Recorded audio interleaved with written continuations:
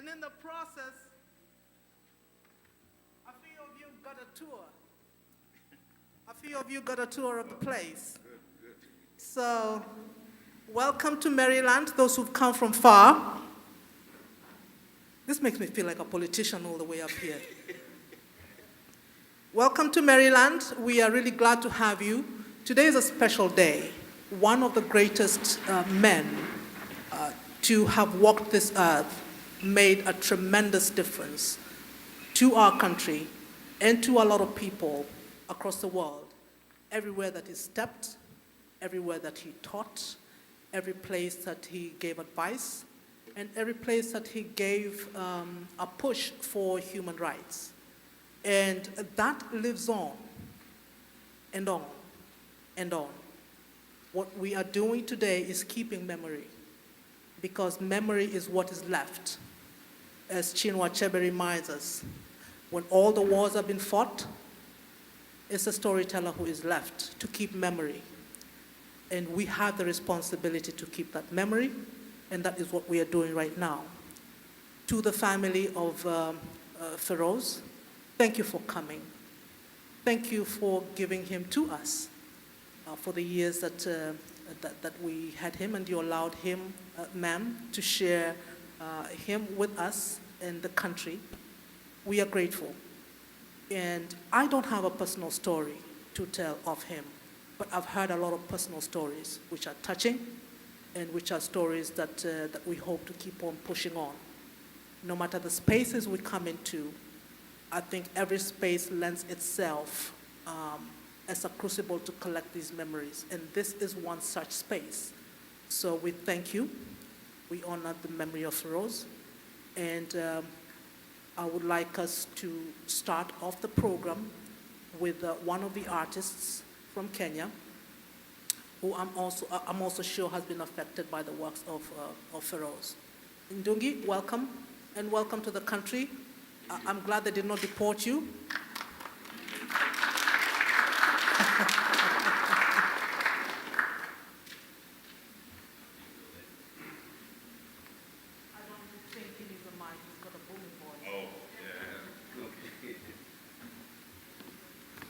Yeah, hello everybody. Very happy to see all of you here. I bring you greetings from Nairobi, Kenya. I got here yesterday, arrived at about 5 o'clock for this occasion. So I'm very, very, very glad to be here. It is very hot in Nairobi, not like it's summer, but things are getting really hot. On Wednesday, we have a public holiday. And it's a people's public holiday because it's a Gen Z day where we are commemorating the Gen Z revolution that's been happening. And so I bring you greetings from the Gen Z generation in Kenya. My small piece, I'll be told how you signal me, yeah? When you need to. But maybe we could start with the anthem. I don't know how to do the US anthem, but I'll lead the Kenyan anthem. Is there anybody who wants to do that? All right. If we can rise for the national anthem in honor of Comrade Pheroze Nowrojee. Ee Mungu nguvu yetu, ilete baraka kwetu, haki iwe ngao na mlinzi, na tukae na uhugu, amani na uhuru, raha tupate na ustawi. Thank you.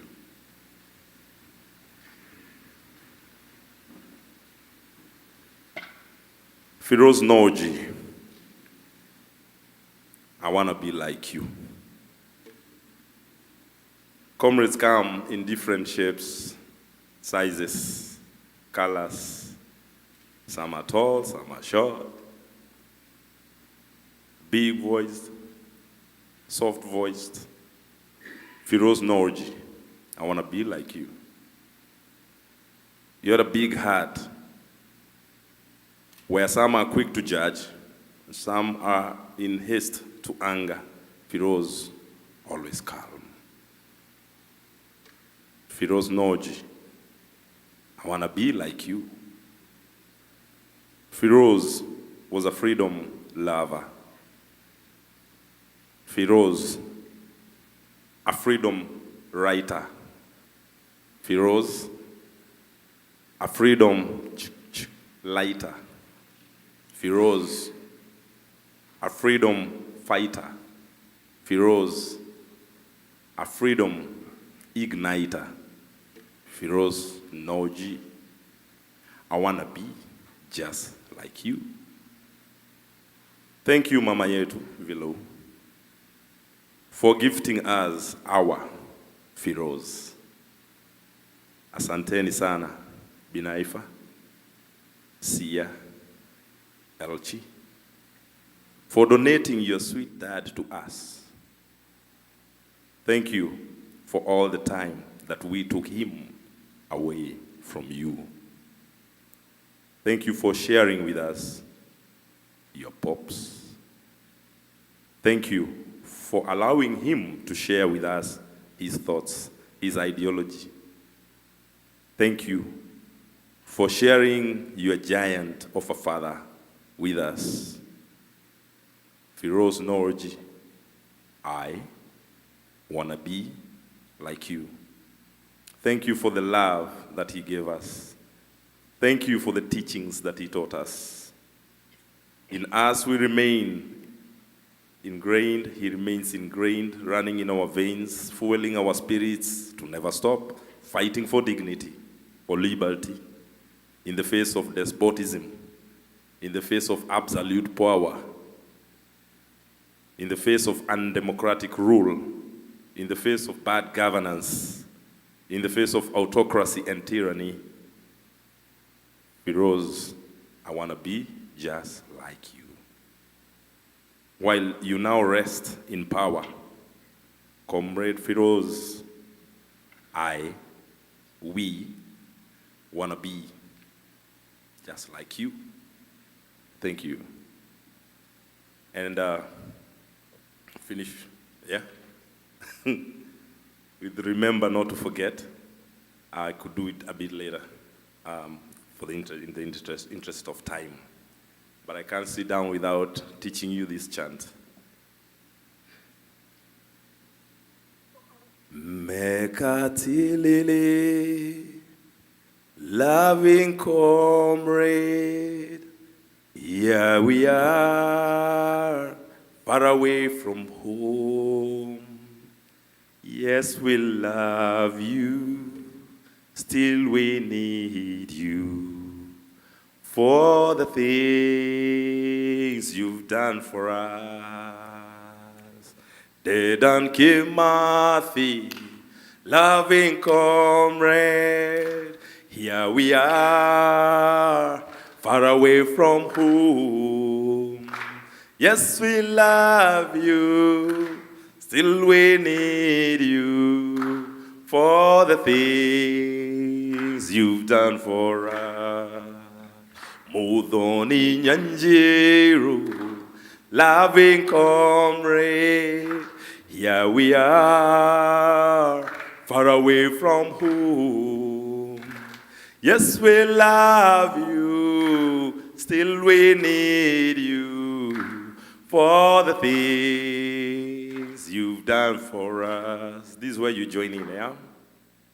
Piogama Pinto, loving comrade, here you are, far away from home.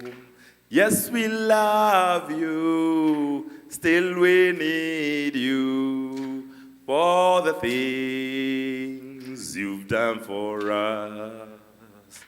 Bishop Muge, loving comrade, here you are, far away from home. Yes, we love you, still we need you for the things you've done for us. Pheroze Nowrojee, loving comrade, here you are, far away from home. Yes, we love you, still we need you for the things you've done for us. And the Gen Z's, loving comrades, here you are, far away from home. Yes, we love you, still we need you for the things you do for us. Thank you. Asanteni sana.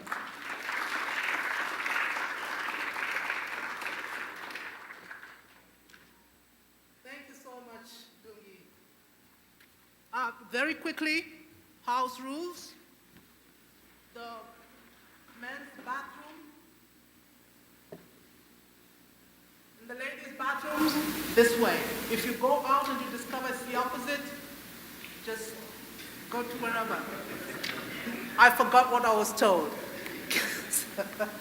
So, and then there is water at the back. We will try and get the young ones to bring you water, but if they're late, just go to the back and grab some water, and welcome to 120 degrees. Please try to move to the front so we can fill out the seats at the front. Don't be at all. So we can fill the seats at the front, and then we can get going. Rosalind? Okay. I will get this section going. Rosalind has left, so I think she's going to take care of some things. Rosalind is my colleague. You know her well. She will be here in a minute. We want to have the community representatives here with us. We are going to start with the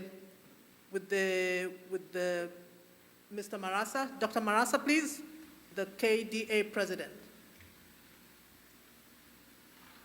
2 minutes, please. Sure. 2 minutes. Thank you, Dada Mkawasi. Amjambo tena.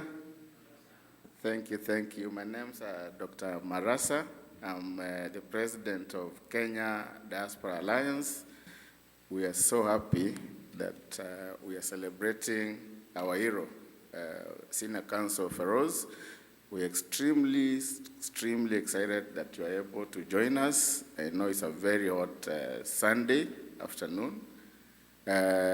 Before I go further, I want first to appreciate the planning committee, those who are here. This event, as you know, June 22nd is very special, especially to the Gen Z and to Mzee, the late Senior Counsel Pheroze Nowrojee, because a similar time last year, he was delivering a keynote speech as we honored the late Mwalimu Ngugi in Atlanta. And he was urging those who have been able to listen to his full speech. It's like he was talking to us today. He was urging the Gen Z not to give up, keep the fight. That is the man we are celebrating today. But before I go further, I want to recognize those who have been with us for the last 1 year planning for this event. If you can stand up, those who are in the planning committee, we just recognize you very briefly, please, those in the planning committee. I know there are those who are online, those in California and other parts, those in Kenya, but those who are here, if you can stand up, we just recognize you very briefly, please, those in the planning committee. Thank you, thank you. Thank you, thank you. Professor Nasongo was the chairman of the planning committee. He comes all the way from Memphis, Tennessee. He's here to honor Mzee. Tumpige makofi tafadhali. Then we have my brother, Ndugu Murithi, all the way from North Carolina. He's here with the family, the daughter and the wife. Ndugu Murithi, thank you. And family has been very supportive. We have Dada Mkawasi, I know she's sitting down, and Daktari Akombe, and we have Ndugu David. David, I know you're coming to speak, but you're in the planning committee, and my friend Milton. Thank you so much. This event was planned a year ago.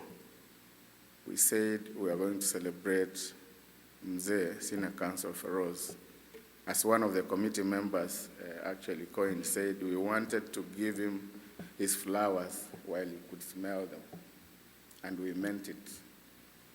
So we formed a committee, and we tasked one of us to reach out to Mzee and tell him this year we were to celebrate him with a Lifetime Achievement Award, which is an equivalent of a Nobel for Kenya Diaspora. We really take it very serious. We appreciate those of us who have advanced the social justice, freedom, rights that we take for granted, and Mzee was a pillar. I want to recognize the community leaders who are here. Mzee, whenever we reached out to him, he never said no.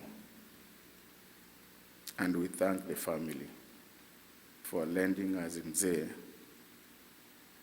He did so much to the diaspora, and we are better off because of him.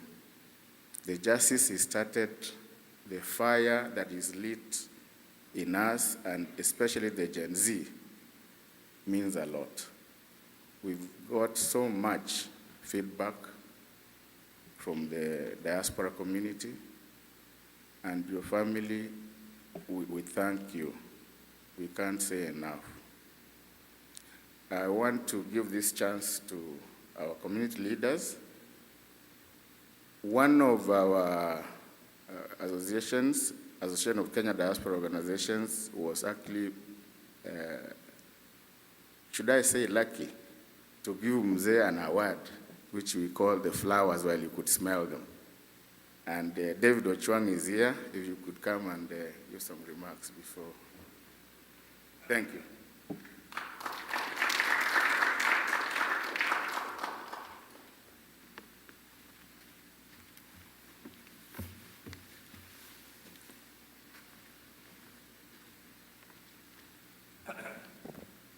I'm Jambo. I'm assuming all of you can understand Swahili, but all I meant to say is how are you all doing? And it's quite an honor to be here for Mzee's honor. For those of you, maybe I should start by introducing myself. I think you heard my name's David Ochwangi.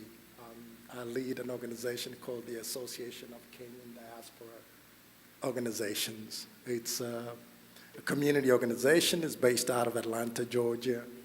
And we try as best as we can to work with our community.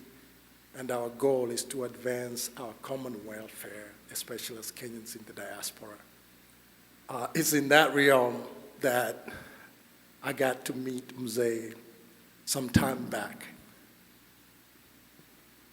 You know, I still get taken so much back that he's not here with us, that we're here to honor him posthumously.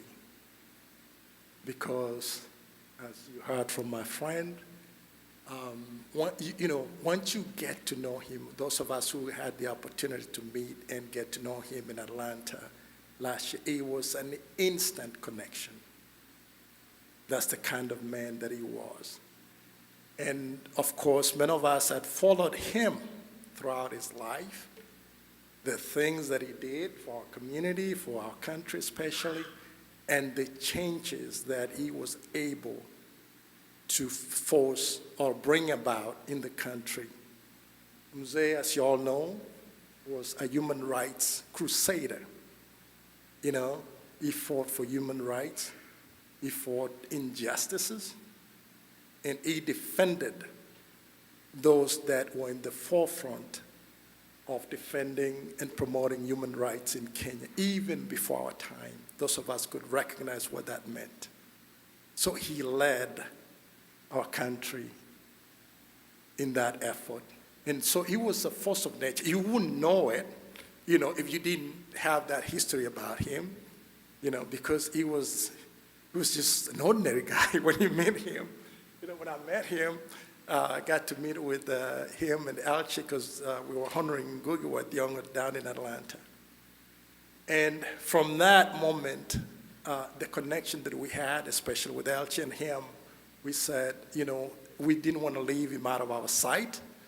And every chance we had to connect with him to recognize a lot of what he had done and achieved for our community and our country, we would try to do that. And it was out of that as an organization, the Akidoy organization, we asked if we could honor him last year. We do annual events, conferences, summits, and things like that. And usually we bring just about everybody we can find to be a part of that. And Mzee and Elche was gracious enough to agree to come to Minneapolis, Minnesota, where we commiserated, we met, we did a lot of good things. And, you know, it was beautiful. So if you would indulge me for just a few minutes, I'm sure I want you to hear from him. I know this is nostalgic and it's got its own value to it, but I thought what a better time and place to commemorate him one more time.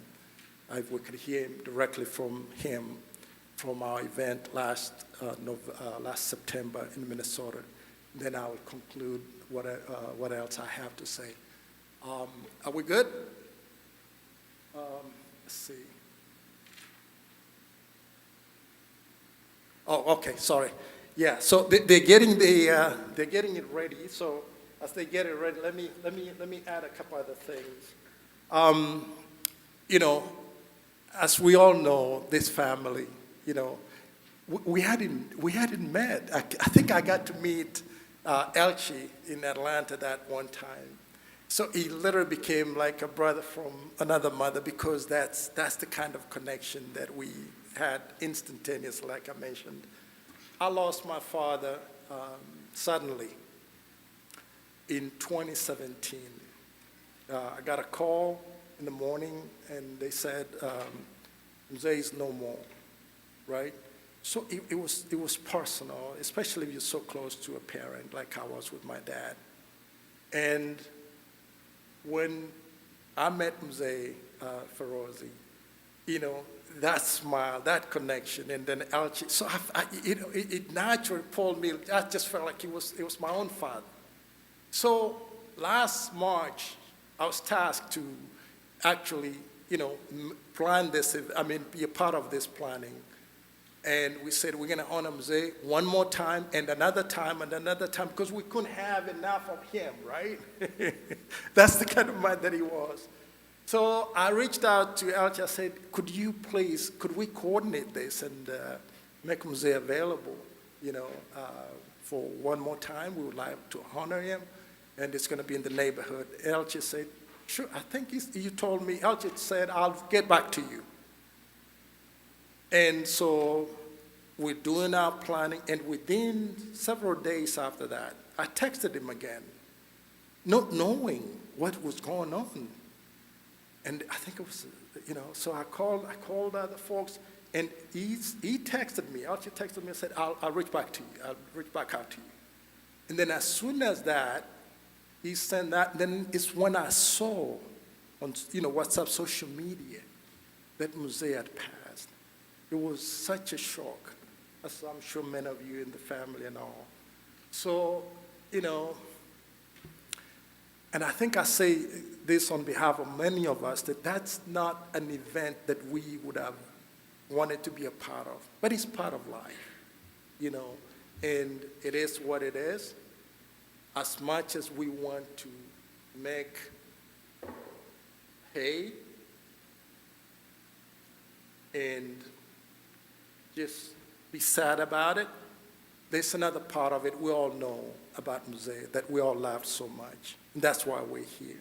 He left a great legacy. He was a kindred spirit, a force of nature, a man that everybody around him loved so much. And I just want to, again, turn to this family and say thank you, you know, for sharing it with us. You know, Bina, Mama Vilu, we got to meet. You're the kindest lady I ever met in this diaspora. Thank you for your love. And of course, the family, Elchi, brother from another mother. Bina, I think we connected her maybe a couple of times. And where's Sia? Is she making? Oh, okay, yeah. Oh, okay, yeah. So tell her, you know, we pass our, you know, gratitude and condolences, of course. Mzee will miss him a whole lot. And of course, the family. You know, there's so many of you, but we're here to honor you all. And finally, I just want to say this. You know, that legacy that Mzee left was beyond family, you know, was beyond community, was beyond ethnicity, and he touched so many of us. He touched the country. And last moments or times that we talked with him, more than anything, he was counseling me.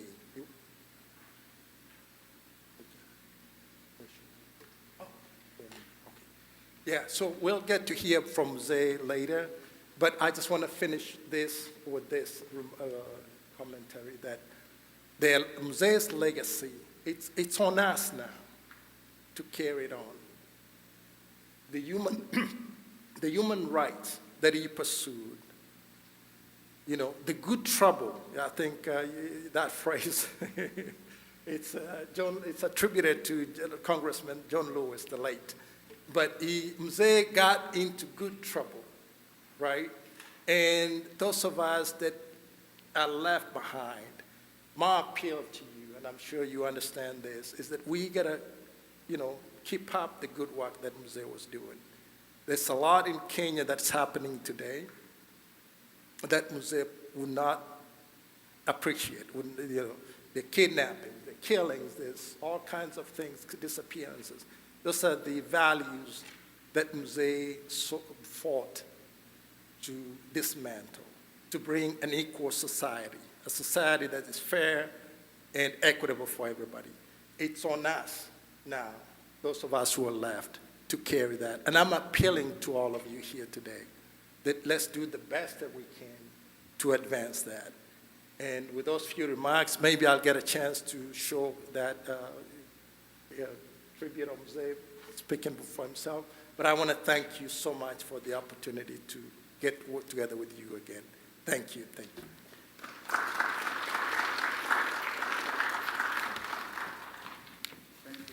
Thank you, David.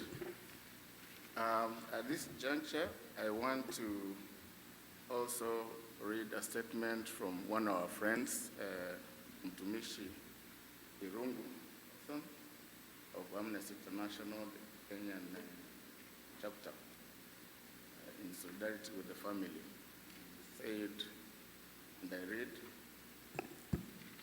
David, you are way too tall.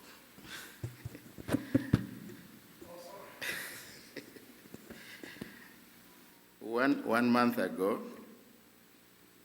the passing of Senior Counsel Pheroze Nowrojee remains a fresh loss to Kenya. He was a towering figure in Kenya's legal and human rights landscape. His resolute defense of justice, fairness, and integrity remained unwavering across decades, even in the face of repression and adversity.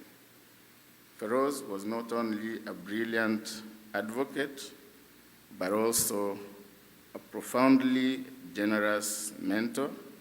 He shared his time, wisdom, and experience freely, nurturing generations of lawyers, judges, and scholars, many of whom now serve in the highest offices of our legal institutions. He taught us that law must always serve humanity. The truth must be spoken, even when inconvenient, and that justice must not wait for perfect conditions to be pursued. We are grateful for his life in public service, and we thank you, the family, for sharing Mzee with us. Irungu Hawthorne, Amnesty International, Kenya Executive Director. At this juncture, I want to call Baraka to read the statement from Ngugi family. Baraka.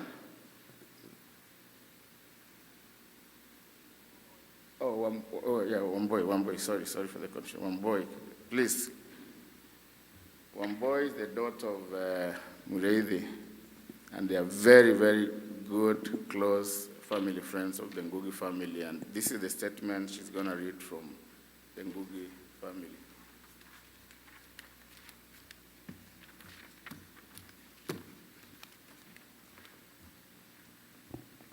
Hi, I'm Imani Mureithi, and I'm reading Pheroze Nowrojee, A Man for the Times.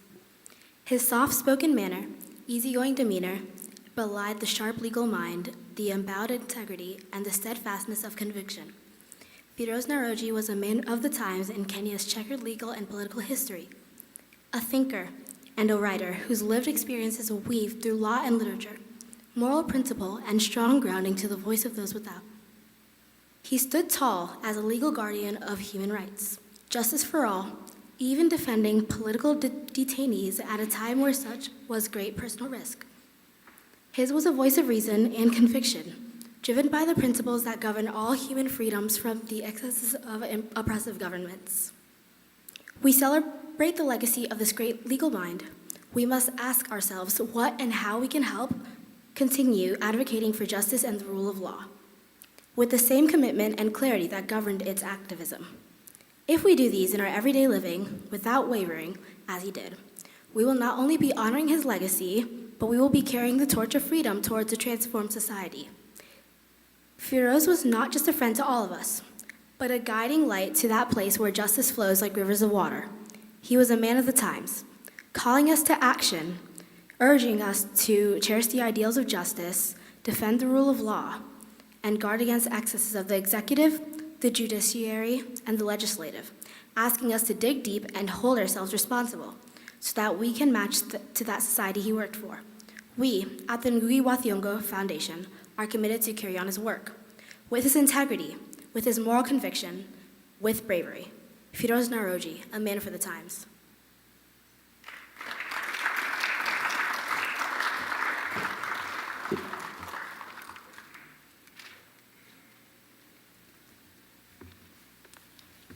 Thank you so much. And now we call Baraka to come and share with the audience.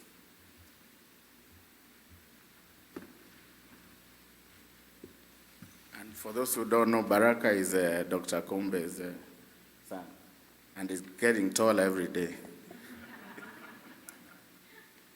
Good afternoon, everybody. My name is Baraka Okomba Nyonka, and I'll be reading a tribute to Pheroze Nowrojee on behalf of Mercy Tarus from Kenya Nihom, who was supported by Pheroze and Vilu on her work in Gen Z in the Gen Z movement. A man strong and courageous with an unwavering belief in a better Kenya, where the Constitution takes precedence and impunity, corruption, and despair are a thing of the past, is how many of us remember Pheroze Nowrojee. He did not only believe in a country worthy of its people, but also actively participated in the fight to get us there. A man who came into the defense of human rights defenders during a regime so bad, one could only disappear just for saying the wrong thing and at the wrong time, is not just a man to be admired, but a man to also be emulated. I am humbled and grateful and inspired to honor a man who saw the promise of the Kenyan youth and believed in me without ever meeting me. Through his steadfast justice and unwavering commitment in the defending what is right, he supported human rights defenders, projects, and people like me working towards a better Kenya. He has also been a mentor and providing that true mentorship that needs only conviction, courage, and a dream we all believe in. Thank you, Pheroze, for standing up for this country in murky and dangerous times, for remaining true to a dream that we, in believing and supporting this generation directly and indirectly in the constant fight for good governance, constitutionalism, and the rule of law. Your legacy is not only in the corridors of justice, but in the Kenyan who dares to speak up in the face of adversity, impunity, and corruption, who believes that change is still possible and we are that change. As we remember you today, we do with a resolve in our hearts to carry this baton with strength, honor, and hope that we will get to live in a Kenya you believed in and fought for. To our fellow Kenyans in the diaspora, thank you for standing with us through your voices, resources, and unending love for Kenya, even with miles away. Your support has given us strength and courage during times when the fight for justice seems futile and we on ground grow weary. You make this a journey a little less lonely and a little more worthwhile. We are always reminded that we are not alone in this fight. As we approach June 25th and beyond, may our hearts never forget, may we never grow weary, and may we forever keep up the good fight. Rest well, Pheroze. Your legacy and courage live on. By Mercy Tarus and Kenya Diaspora.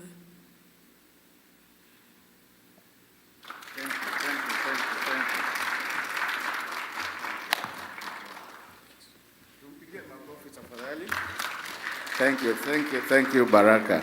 You are a leader. As I wind up, if I can echo the sentiments that have been shared by Baraka through Tarus. Pheroze's legacy isn't just etched in pages of legal rulings or essays. It's embedded in the very freedoms we now enjoy. He made it harder for the powerful to lie. He made it easier for the powerless to be heard. He brought weight and meaning to words like justice and democracy at a time when they risked becoming hollow. Tonight, we honor Pheroze Nowrojee with this Lifetime Honor Award. But let us be very clear. This award is not a culmination, it's a call to protect freedoms he defended, to finish the fights he began, to walk the path he cleared. He once wrote, "The law, when rightly used, is one of the greatest instruments for justice. But when it's turned into a tool for repression, it becomes the most efficient mechanism of oppression, precisely because it appears lawful." A quote from one of the tributes from Gina Dean in the local dailies in Kenya. May we use the law and our lives rightly. We have lost a giant, but let us not lose the ground he helped build. Rest in power, Pheroze. He gave us brilliance, he gave us courage, he died encouraging the Gen Z. His last trip to the US, he visited the Mathare Social Hall to encourage the young people. He defended. We appreciate you, family, Mama below, Benaifa, Thea, Elchi, and the extended family. As the Kenyan community in diaspora, we are indebted. But the fight Mzee started lives in all of us, and we stand with these truths. Thank you for allowing us, sharing him with us. We've been indebted. I hand over to the MCs, and thank you so much.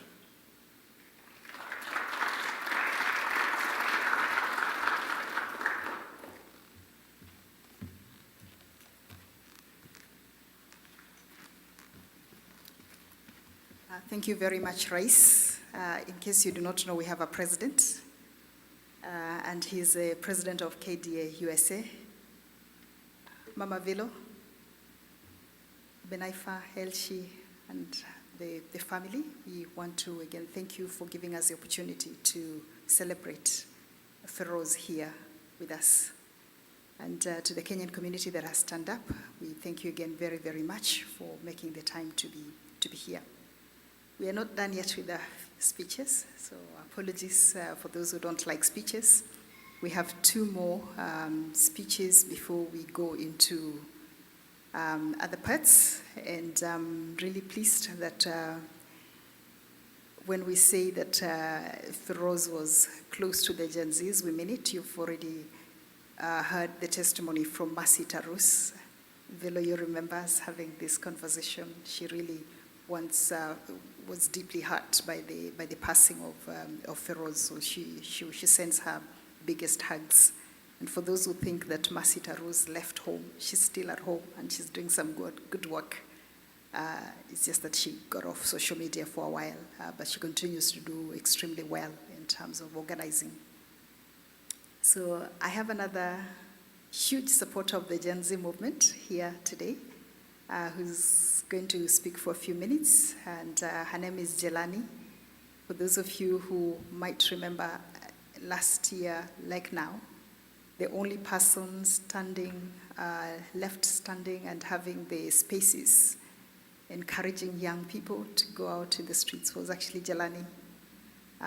So we're really honored to have you, and we celebrate you, Jelani, for the work that you do, but we know that it's something that you've learned from the great work that Pheroze has done in our lives, and so you have the floor, Jelani. Please give her a round of applause as she comes up.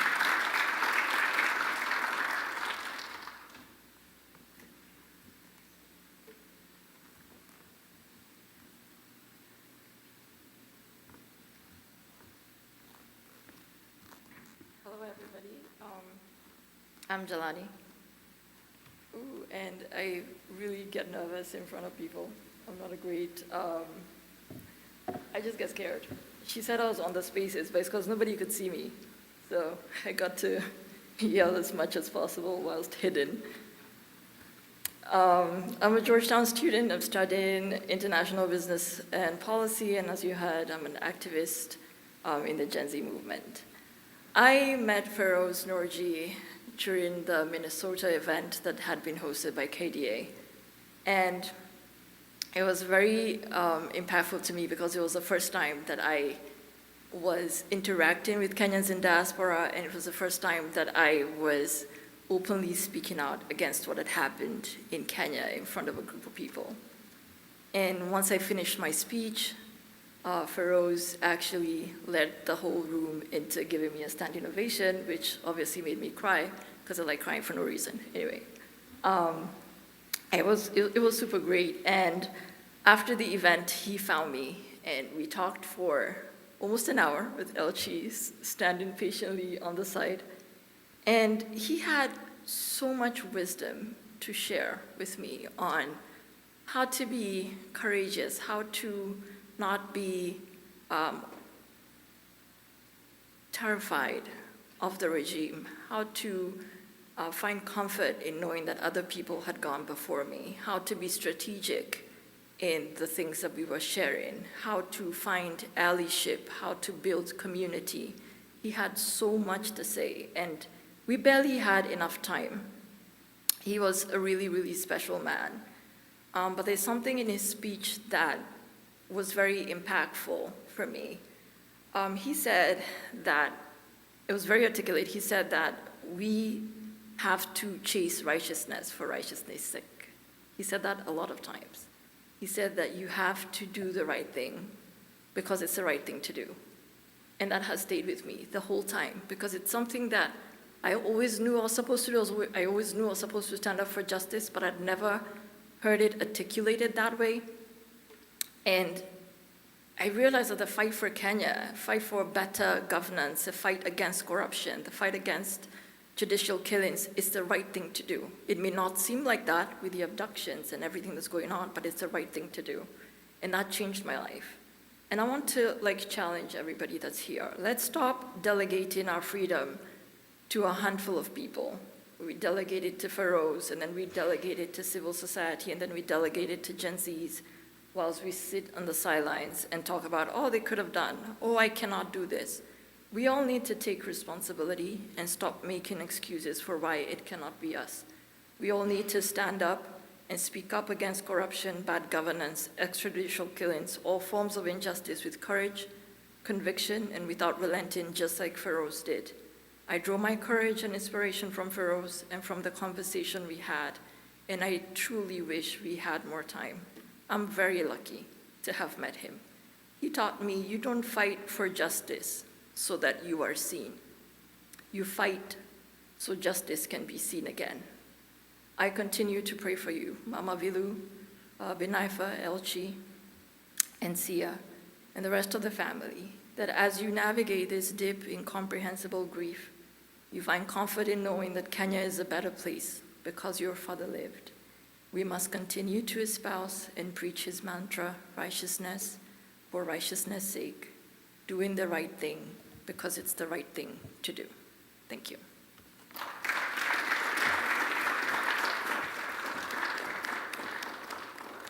Thank you very much, Delani. And again, we like your call and appeal to all of us not to shy away from doing our part and to think that somebody else is doing it. So thank you very much, Delani, for that. And of course, we've all heard that Pheroze was a great lawyer, and he left behind great lawyers. And we have one of those here with us to speak on behalf of the Kenya-US Bar Association. And I'm really pleased to invite Nzilani June to come over and give your remarks on behalf of the lawyers in the US. Please come over, Nzilani. Please.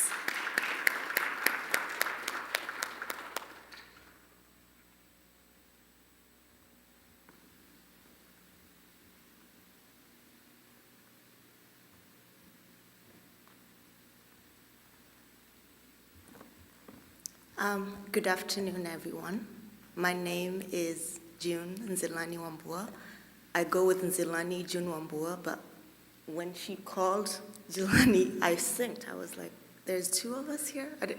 So, and in any event, my name is Nzilani June Wambua, and it's such an honor for me, an humbling moment to stand here before you today, to speak not only as a young lawyer, but as one of the many torchbearers to a legacy that spans justice, courage, and uncompromising integrity.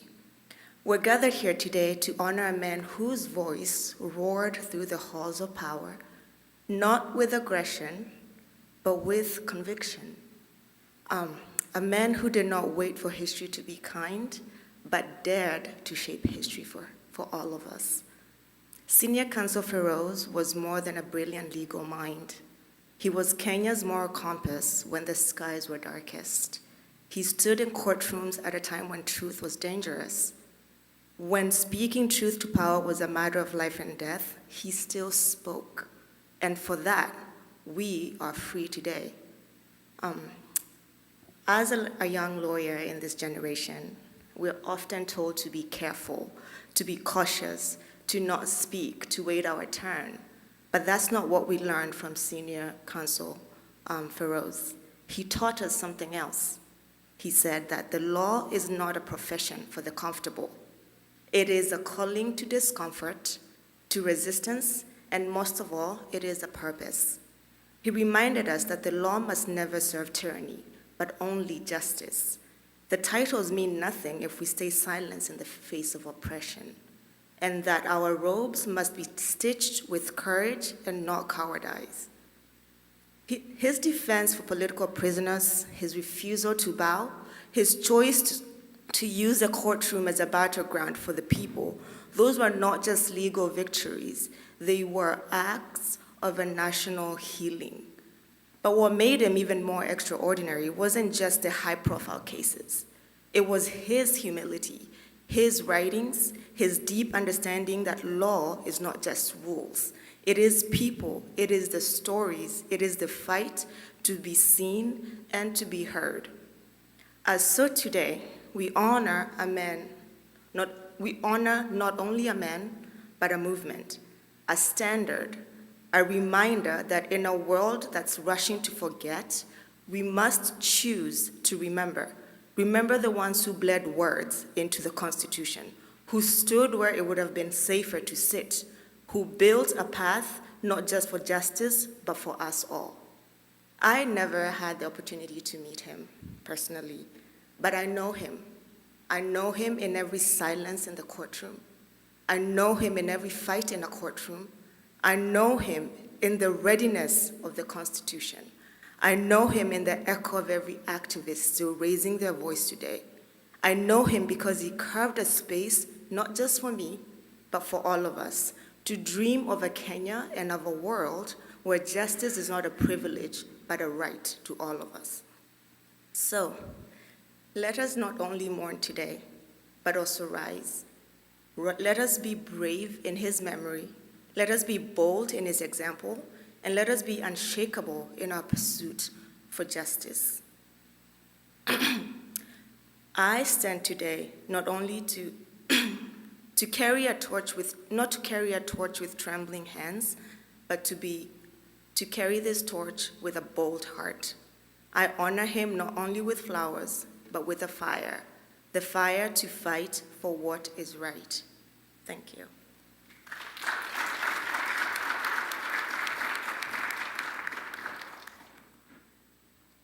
Thank you very much, Nzilani. That was powerful, especially finishing with honoring him with not only flowers, but also with fire. So, and may we continue carrying that fire in us and keep doing what Pheroze really cared very much about.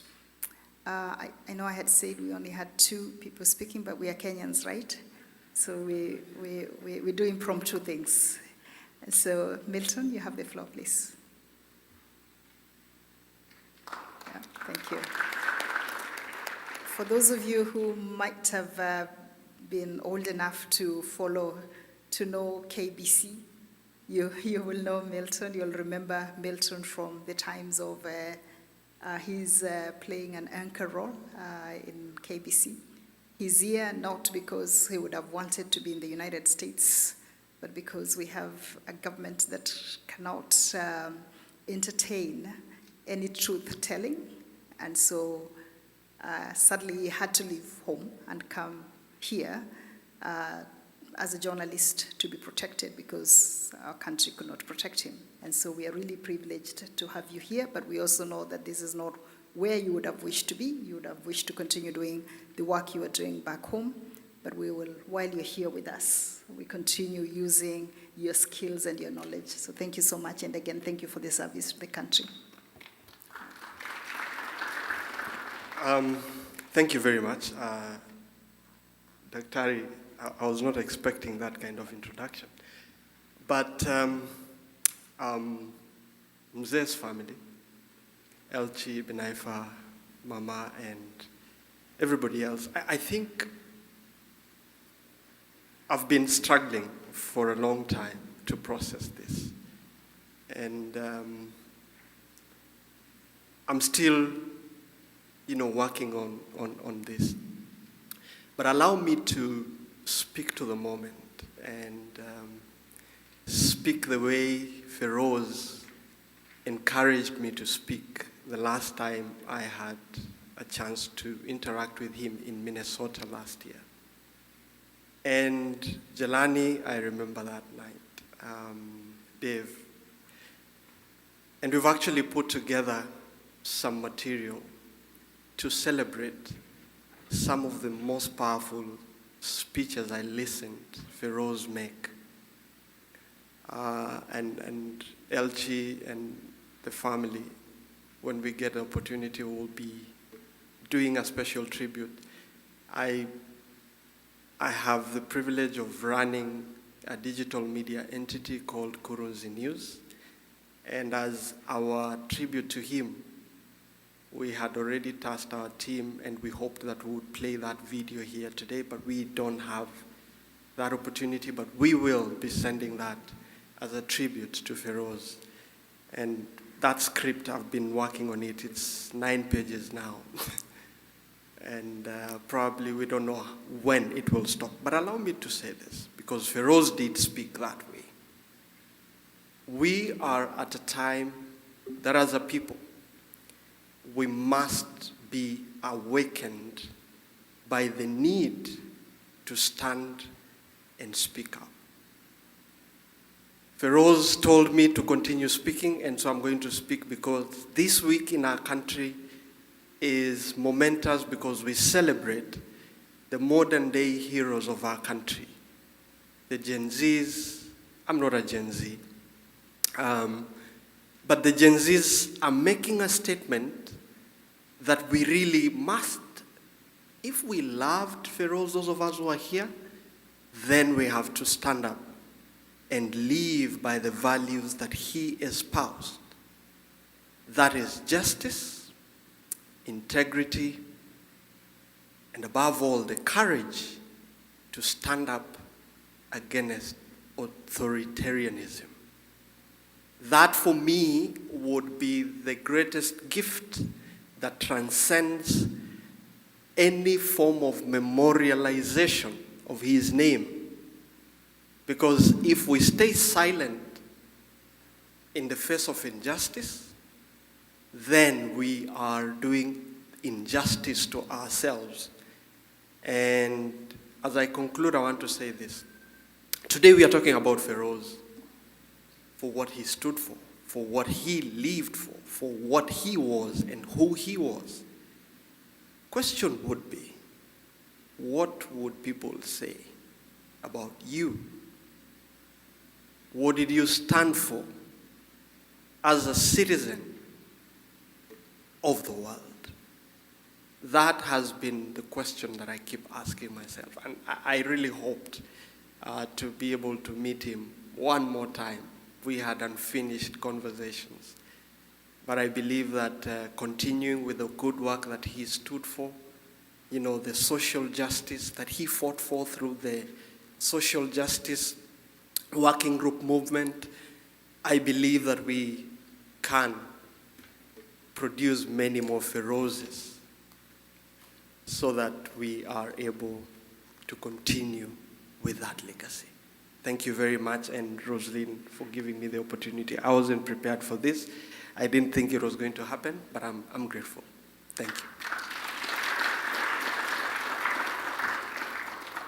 Thank you so much, my brother, for those words and for encouraging us to always speak up and to ask ourselves what will people say about us if we were not here today. So again, as we continue celebrating the life of Pheroze, I think there was somebody who sent me a video clip thinking that I do not know Pheroze's speech. Actually, I was watching it, listening to it, and then Elsie called me. And I was like, Elsie, do you have cameras? Because I was literally just watching that video as Elsie called me yesterday, and the person sent me asking me, do you know this person? do you know Pheroze? He's such a, that we were in Minnesota together, and I said, I was a student leader at the University of Nairobi. There's no way you could be a student leader at the University of Nairobi and never encounter Pheroze and be encouraged and be fired up. So again, thank you so much to the family for giving him to the country, because you did give him to all of us. And now I have a distinct honor to introduce Elchi and Binaifa, I believe, to do some readings of books that Pheroze has had written during his life, and to also maybe take this as an opportunity to introduce the family. For many of you, maybe some of you don't know how broad the work of Pheroze was. I know that there are people here in this room who are beneficiaries to books that were given by Pheroze to them, right? We do, right? Do you have your books?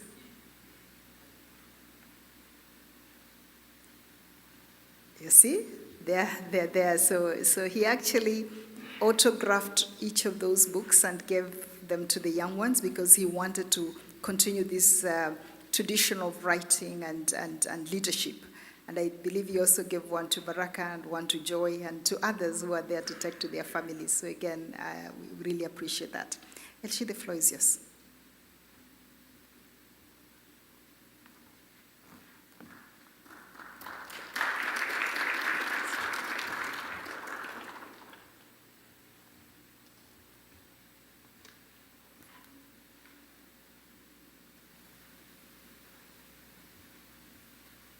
Good afternoon.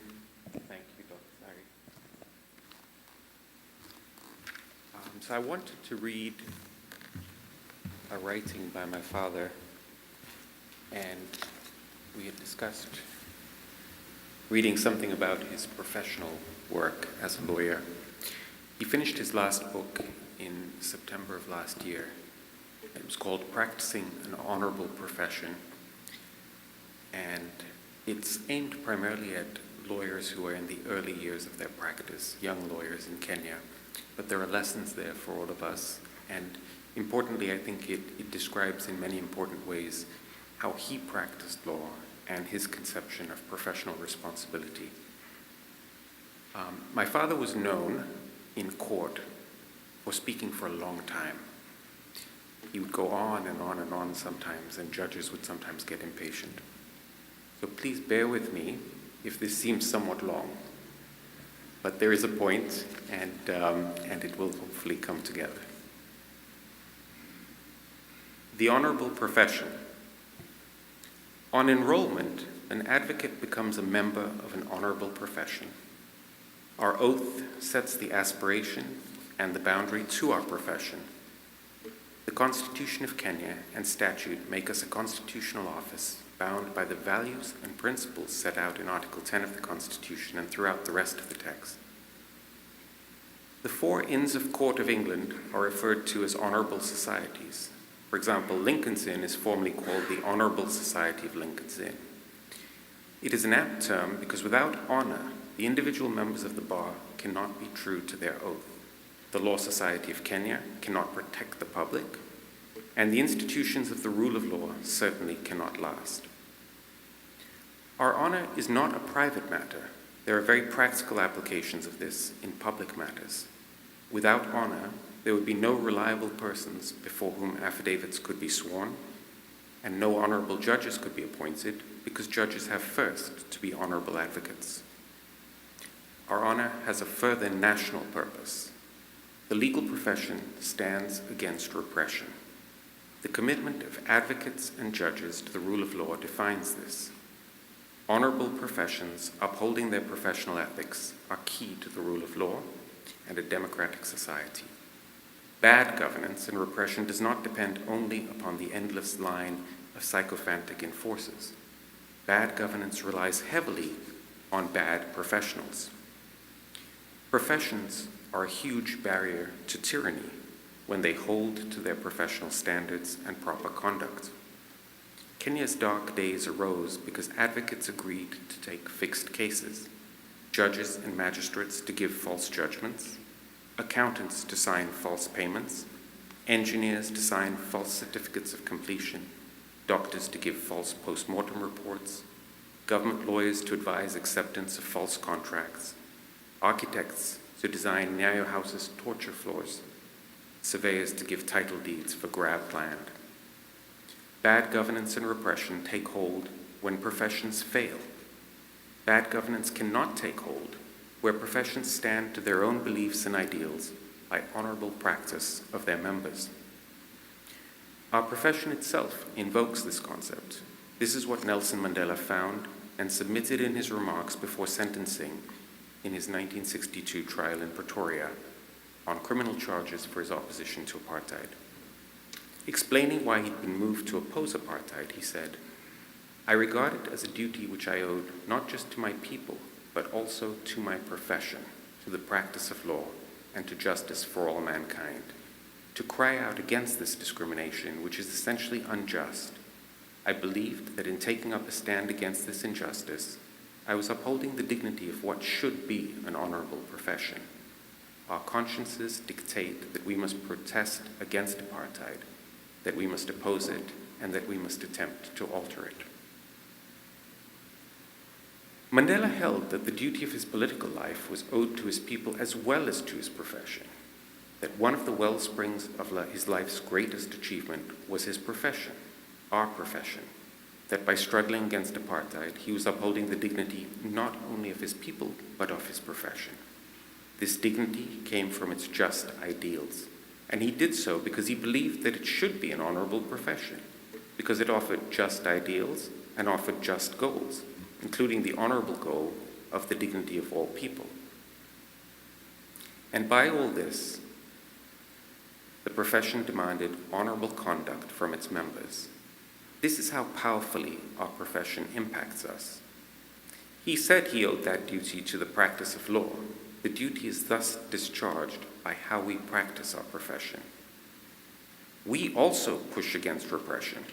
We attempt at freedom during oppression and democracy during one-man rule, because freedom and democracy each require the presence of justice. And in our work, we attempt to bring justice. It was Archbishop Desmond Tutu who spoke of this powerful association between justice and freedom.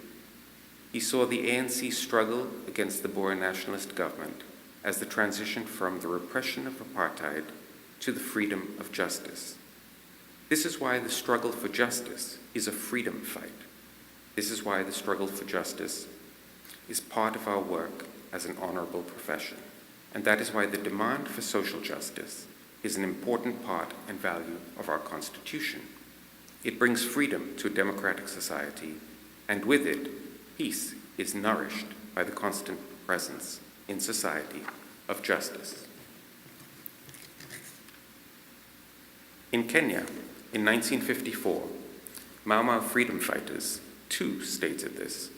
When they were assailed for opposing surrender talks by the colonials who tried to induce them by equating surrender with peace, they replied, "Peace is in the big word, justice."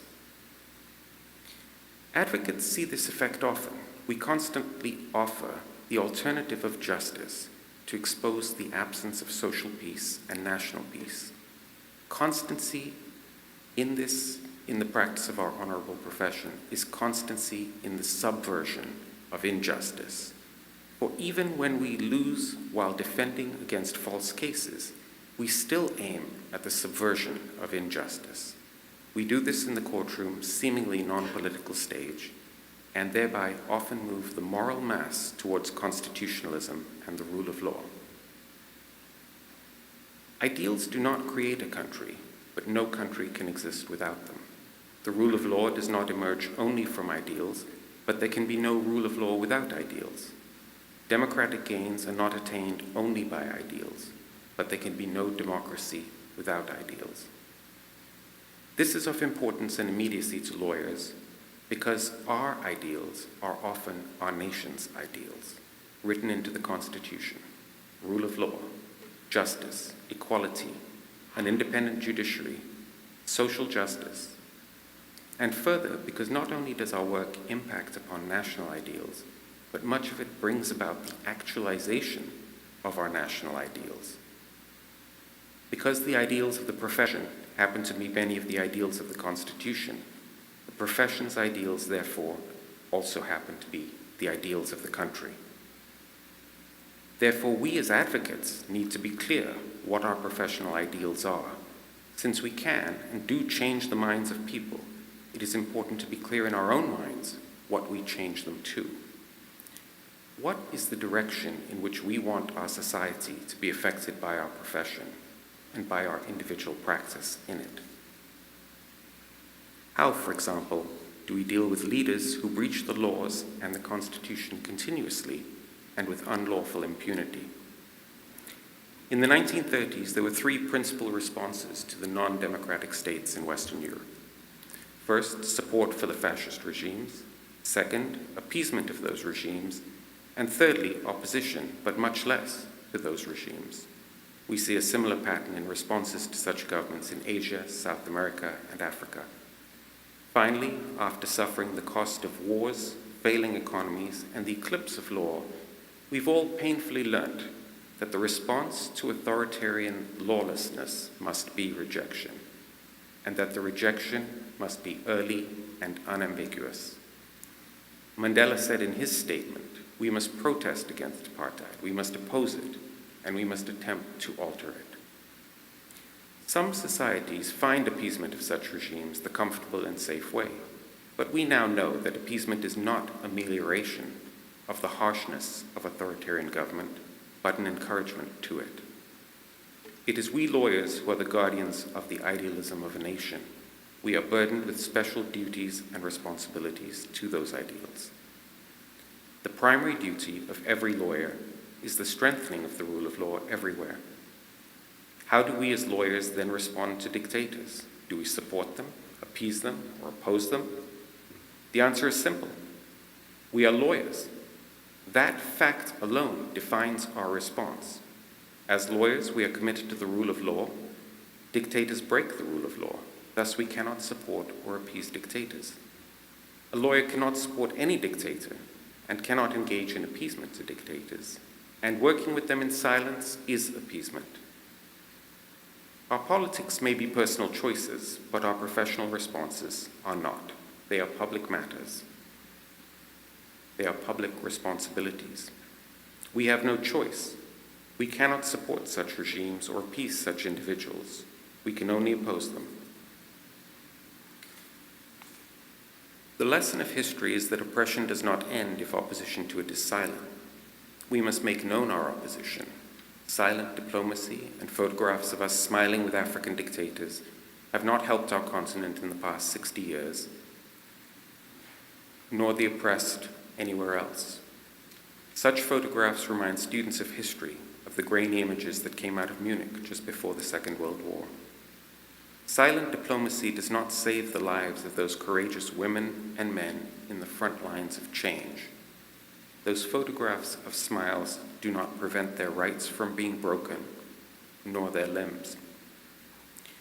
What might protect them are clear statements that the executive's conduct constitutes violations of law, and that it does not have either the express or the tacit approval of any lawyer. The monitoring of the unlawful use of power by such executives does save lives and does make transitions quicker. Demands for corrections by our law societies are a brake on the constant breaches of the law. Those demands, when they are made by lawyers, do make a difference. Our silence also makes a difference. In the adverse direction, our speaking up delegitimizes such violations, and our silence legitimates them. We must take note of the reality of the presence of dictatorship or its threat. Threats are present in all countries at all periods because power is a breeding ground for departure from the curbs of law. We need to spread awareness of that reality, which is all too often covered up.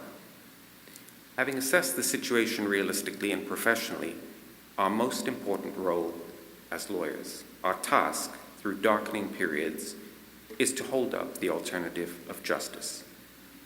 Giving thought to the Constitution, testing it in the courts, speaking of its values, disseminating them through the written word and every media, are ways of sharing ideals and thus building a slow but steady increase of support for them. In the absence of this active and continuous presence, idealism becomes isolated in the political arena. But it was long ago warned, there is a grave danger in an unshared idealism. Therefore, we as individuals must strengthen each other, and we must act understanding that together we are collectively stronger and more effective carriers of idealism than as individuals. We draw on law, on our national history, on our professional history, to strengthen justice and to persuade the authority of law and right increasingly and widely for non-departure from the Constitution, and to weaken support for departure from the Constitution. History and experience tell us that power corrupts and absolute power corrupts absolutely. The overwhelming experience of law is that all power constantly moves to its abuse. Law itself tells us that we are prone to misuse power, hence the development of constitutional remedies and judicial review, of the law on the abuse of office, of public officer ethics, of the law on public accountability, the development of the law on excessive use of force, and the development of the right to peaceful, unarmed public demonstration, including by the Gen Zs in Kenya that is continuing. Therefore, constitutions and laws set up fences and curbs and limits and accountability and openness. We must react to the breach of the rule of law by regular and eloquent condemnation and by upholding constitutionalism and justice. Thank you.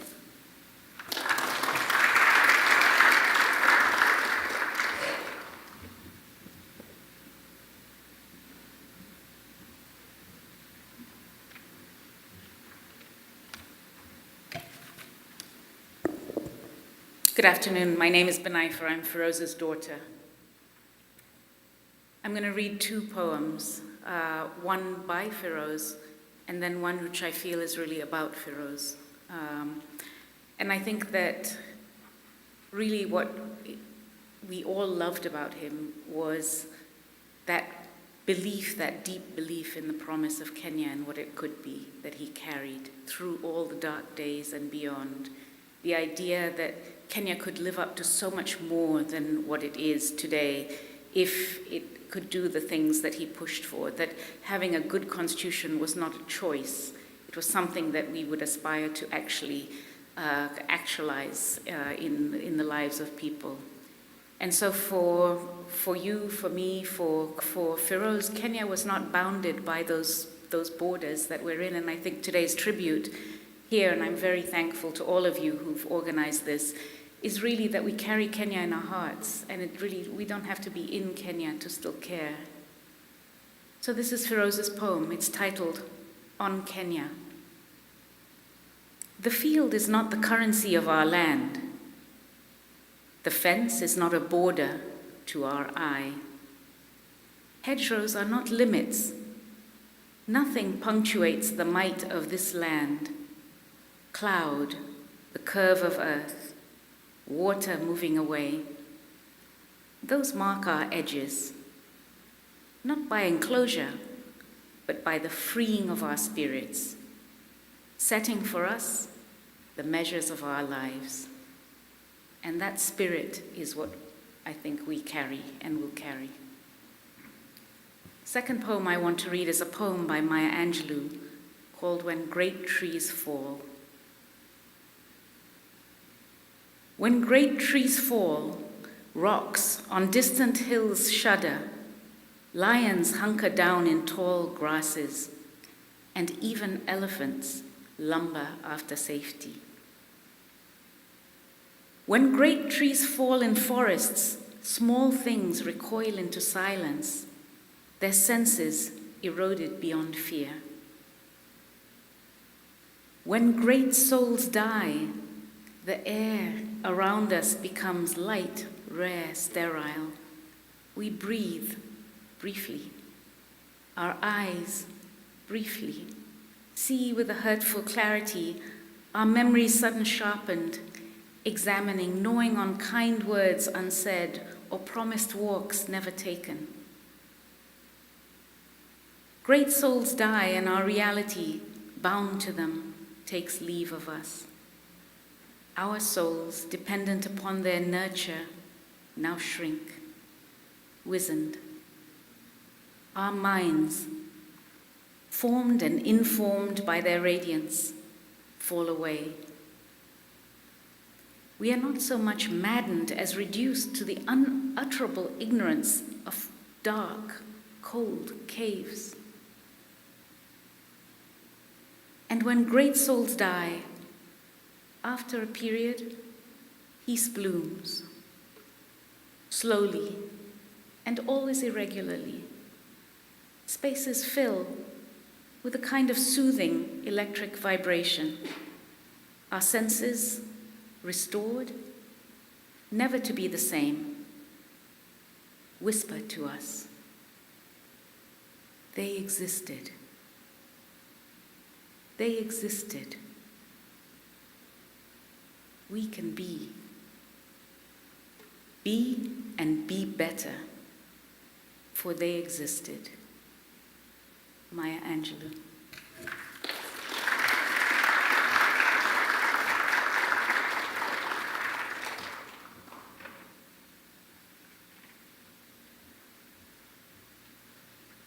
That is truly inspiring.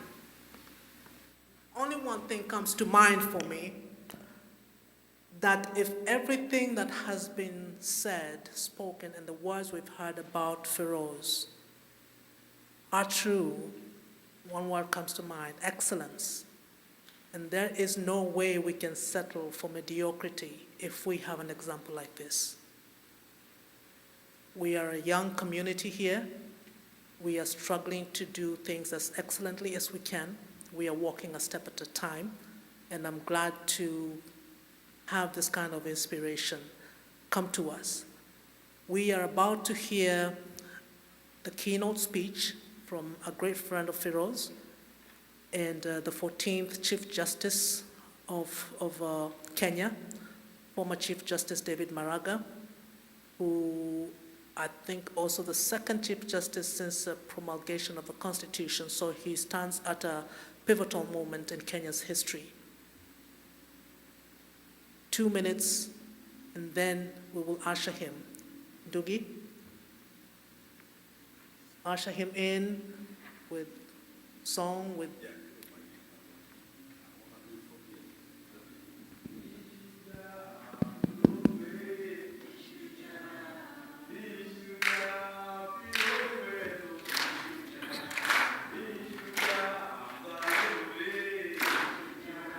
Ni shujaa Pheroze baba, wo ndio maana, wo ndio maana, maana ndio maana tunasema ni shujaa, ndio maana. Louder now. Ni shujaa Pheroze we, ni shujaa ndugu Pheroze, ni shujaa Pheroze we, ni shujaa Pheroze wetu, wo ndio maana, wo ndio maana, wo ndio maana, wo ndio maana. Sasa tusimame. Now let's stand up.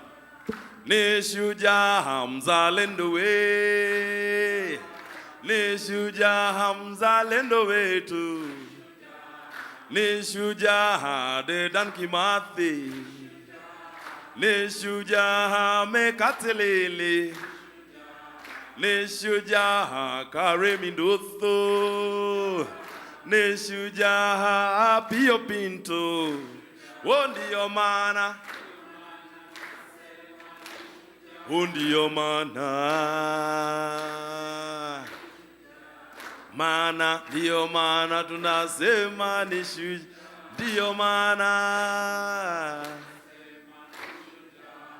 Hole yo, mnasema ho, hole yo. Thank you.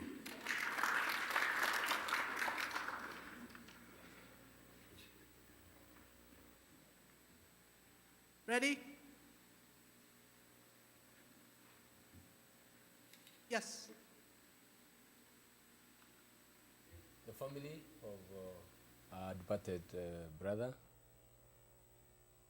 Vilo, the widow, the daughters Binaifa and Sia, as well as the son Elchi, the Kenya Diaspora Alliance, led by Dr. Sais Marasa, and the Kenya US Bar Association, and all those present.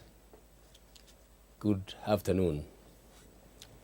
I'm honored and privileged to join you to celebrate a gracious and a great colleague.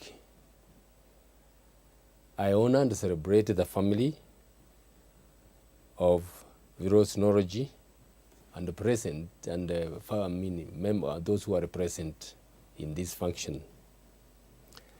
I very much wanted to be with you in the US for this celebration, but I had to cancel due to the Gen Z memorials that we have commenced here in Kenya today. In fact, I have just returned from a solemn memorial service at All Saints Cathedral, and I will be marching in solidarity with the youth on the 25th of June. I'm mentioning these events because Pheroze cared deeply about the Gen Z movement. I have watched the remarks he made exactly a year ago as Gen Z-led finance bill protests were unfolding in Kenya during a similar event honoring the now late Professor Ngugi wa Thiong'o in Atlanta. I also had the opportunity to meet with Pheroze and Viro at their home early this year and share views on how to move our country forward. Pheroze and Viro are indeed some of the very first people I consulted on my bid for presidency of Kenya. They both encouraged me to run for the presidency in the 2027 general elections to reset, restore, and rebuild our great country. To those of you who follow Kenyan news closely, I'm sure you now know that I formally declared in a television interview on Wednesday that I will be in the ballot for the 2027 presidential election.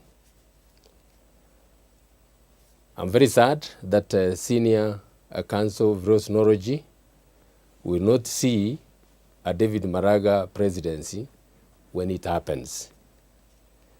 But it is precisely that point that makes me nostalgic about two defining traits of Pheroze Nowrojee: Pheroze the mentor and Pheroze the activist. Let me start with the Pheroze the mentor. If there is one defining and enduring characteristic of Pheroze as a professional, it is the number and the diversity of Kenyan lawyers that he mentored throughout his professional life. Pheroze possessed rare traits as a professional. He was a deep intellectual, a legal pragmatist, and an extremely gracious and humble lawyer. Those are no traits that often sit as a suit in a lawyer. Most of the brilliant lawyers tend to be arrogant and dismissive. In this way, Pheroze was an exception, which made him not just an endearing, but also an intriguing personality. But this combination of rare salutary traits made him a perfect mentor and ultimately one of the lawyers who has had the most impact on the profession. Even more admirable is the diversity of the lawyers he directly impacted through his mentorship. Most of us would, of course, know of the public testimonies of senior lawyers and my peers such as Paul Mwite, Chief Justice Emeritus Will Mutunga, Gitobu Imanyara, Martha Karua, the current Chief Justice Martha Koome, and others who have given tributes of how much they benefited from Pheroze Nowrojee's peerage and mentorship. You may also know of Elisha Ongoya, a former dean of Kabarak Law School and a great trial lawyer. We recently watched him during the impeachment of the former deputy president, Gachagua. You may also know Christine Nkonge, the immediate former executive director of Katiba Institute, and one of Kenya's finest strategic litigators, and Julius Oweto, one of Kenya's most brilliant courtroom lawyers. All of them are generations down my generation. But they share the adoration and the endless personal stories of how Pheroze shaped their professional values and professional success. And then there is a young man known as Miracle Mudenyi. Mudenyi is currently a student at Kenya School of Law. Between him and Pheroze, there is at least a 60-year age difference. Pheroze mentored Mudenyi, who writes the following about him, and I quote, "The tributes pouring in spoke of a towering figure in the fight for human rights and constitutionalism. Yet for all his towering intellect and courtroom mastery, those of us who met him remember his warmth, humility, and the gentle smile that often preceded his incisive arguments." End of quote. I know there are so many Mudenyis out there who have been greatly impacted by Pheroze's professionalism and a sense of humility. In the legal profession, young lawyers do not often remember lawyers 60 years their senior for warmth or humility, for their smiles. They often remember them for their toughness and intimidating aura. That is what made Nowrojee the great mentor he was. His adoration comes from that humility, even though for decades he was intellectually and in many ways always at the top of his profession. Let me now turn to Pheroze as an active citizen. One would think that for a lawyer of Pheroze's intellect, standing and professional accomplishment, activism would be the last thing on his mind. Because the path of shunning activism is the convenient path chosen by most successful lawyers who obsess about money and status, and there's always a lot of those, but not Pheroze. Indeed, Pheroze perpetually lent his intellect, his creative mind, his voice, and voice to diverse movements that worked and continue to work to make Kenya a great country. He rose to prominence for challenging Presidents Jomo Kenyatta and Daniel Arap Moi's excesses, including detention without trial that so many were subjected to in the 70s, 80s, and 90s. He worked closely with Jaramogi Oginga Odinga and other political luminaries to liberate Kenya from one-party dictatorship. He was a critical member and official of Ford Kenya Party, and the Social Democratic Party. Yet, despite being involved in party politics,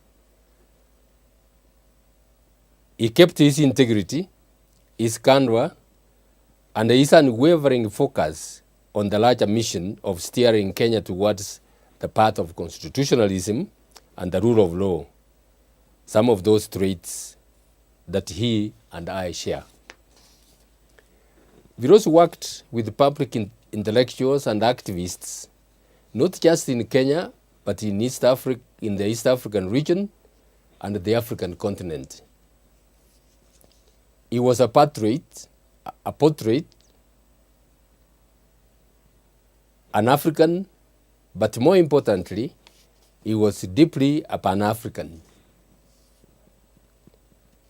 He agitated for workers, for people living in informal settlements, for women facing sexual and gender-based violence. Pheroze spent time in those places the rich and powerful consider beneath them, graciously interacting with the diverse mosaic of Kenyans. This quote from the Wanjira Wanjiru of Mathare Social Justice Center sums this up quite well. And I quote, "About 2 weeks ago, we hosted the gallant social justice activist and human rights lawyer, at Mathare Social Justice Center for an intergenerational session with senior comrade Pheroze Nowrojee. We are deeply saddened to learn of his transition. He leaves behind such a rich legacy. We honor and celebrate him always. End of quote.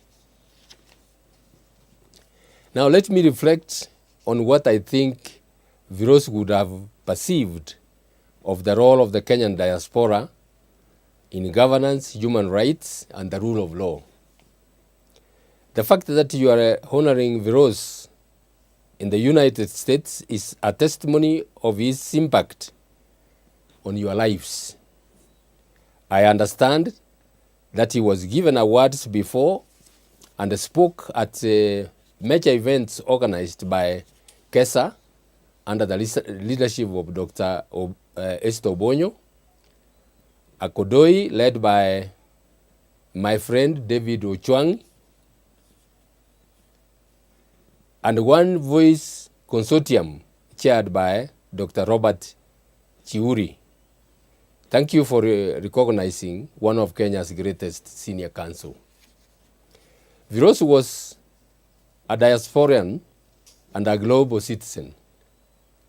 He spent significant time outside the country studying, lecturing, traveling, and offering positive solidarity. His pathway to law was through schools in Kenya, India, United States of America, and ultimately through England, where he was admitted as a barrister. Before reflecting on what I believe Pheroze would have wished from the diaspora, let me first offer my own thoughts about the diaspora. First, I wish to appreciate the enormous and consequential contribution that the diaspora is to Kenya. Your intellectual contribution and being the voice for governance and accountability is quite commendable. You are not just supporting some of us and your relatives at home. You are literally partly propping up our country from economic collapse. Remittances from the diaspora are not only a major factor, but a core factor of sustaining our economy, surpassing tourism, agricultural exports, and foreign direct investment as a source of foreign exchange to our country. According to the central bank, in the first quarter of this year, you in the US sent home $1.25 billion. That is not by any chance a small amount of money. This is why the voice of the diaspora must not be ignored. This is why I continue supporting the right of Kenyans in the diaspora to vote. Your money must count. Your intellect must count. I intend to work with your representatives to push for more polling centers beyond DC, New York, and Los Angeles. The law provides for easy access to voting centers. There is no reason for someone to fly from Dallas, Houston, or Minneapolis to go to Washington, D.C. to vote. Second, we are aware of how hard you work, how focused you are to achieve the success you have. Even more than hard work, what awes me about the Kenyan diaspora is its sense of purpose, its uncompromising sense of focus. I personally know many Kenyans in the diaspora who have become so accomplished when all they brought from Kenya was $100 and a single suitcase of clothes. Yet through clarity of purpose, focus, hard work, you have achieved doctorates and other prestigious professional credentials, as well as building business empires. You have moved from the single suitcase to become very successful professionals and entrepreneurs. In many ways, our diaspora is the best window of what Kenyans can do and achieve if the government allowed them to a conducive and facilitative operating environment. But I'm also aware that the breakdown in the rule of law impedes your ability to invest effectively back at home here in Kenya.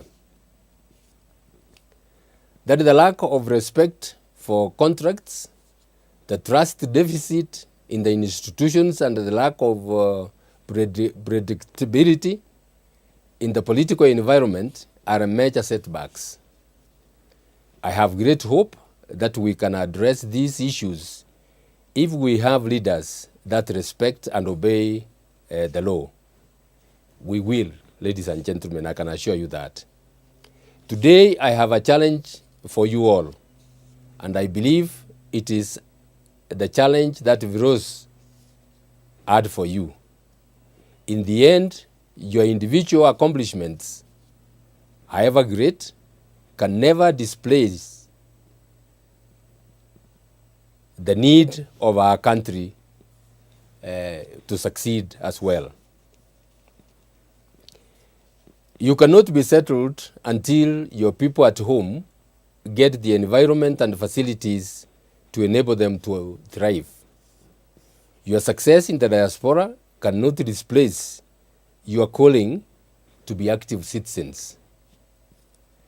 For his civic consciousness and activism, I believe Pheroze would have wanted to see Kenyan engineers in the diaspora organize themselves and regularly petition the government of Kenya, the Kenya National Highways Authority, KURA, and KERA, to say you cannot continue building substandard infrastructure.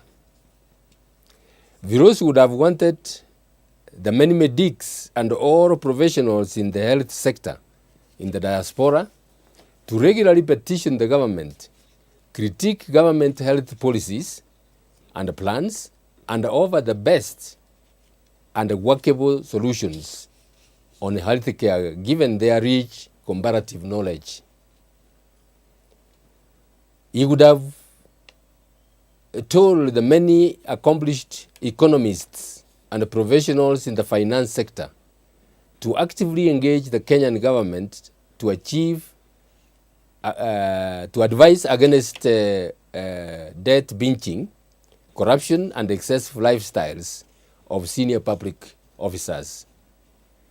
Pheroze would have appealed to the many accomplished educationalists, psychologists, and sociologists to tell the government that being tentative and playing political games with the Kenyan education system is a crime to the current and the future generations of our country. Pheroze would have challenged landscapers and environmentalists in the diaspora to insist to Johnson Sakaja that he must get landscaping and city planning right, and not just obsessing with tinkering and patching up the city with cabro, making Nairobi a concrete jungle. Pheroze would have appealed for a return to the green city in the sun, with the thriving trees and the carpets of jacaranda leaves, like the beautiful cherry blossoms of the DC in the spring. Pheroze would have appealed to the influencers in the diaspora to speak up against the violence we saw in our streets this week. He would have asked you to march to the Kenyan embassies and consulates abroad to express your disgust at the police violence and the killings, especially those of our youths.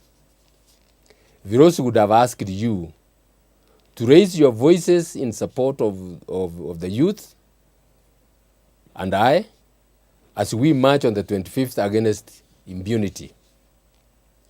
He would have asked you to provide your financial and moral support to campaigns for good governance and the rule of law. Pheroze would have appealed to you to register as voters and to vote in 2027. He would have called on you to vote for leaders with integrity and who are keen to reset the country to constitutional order and the rule of law.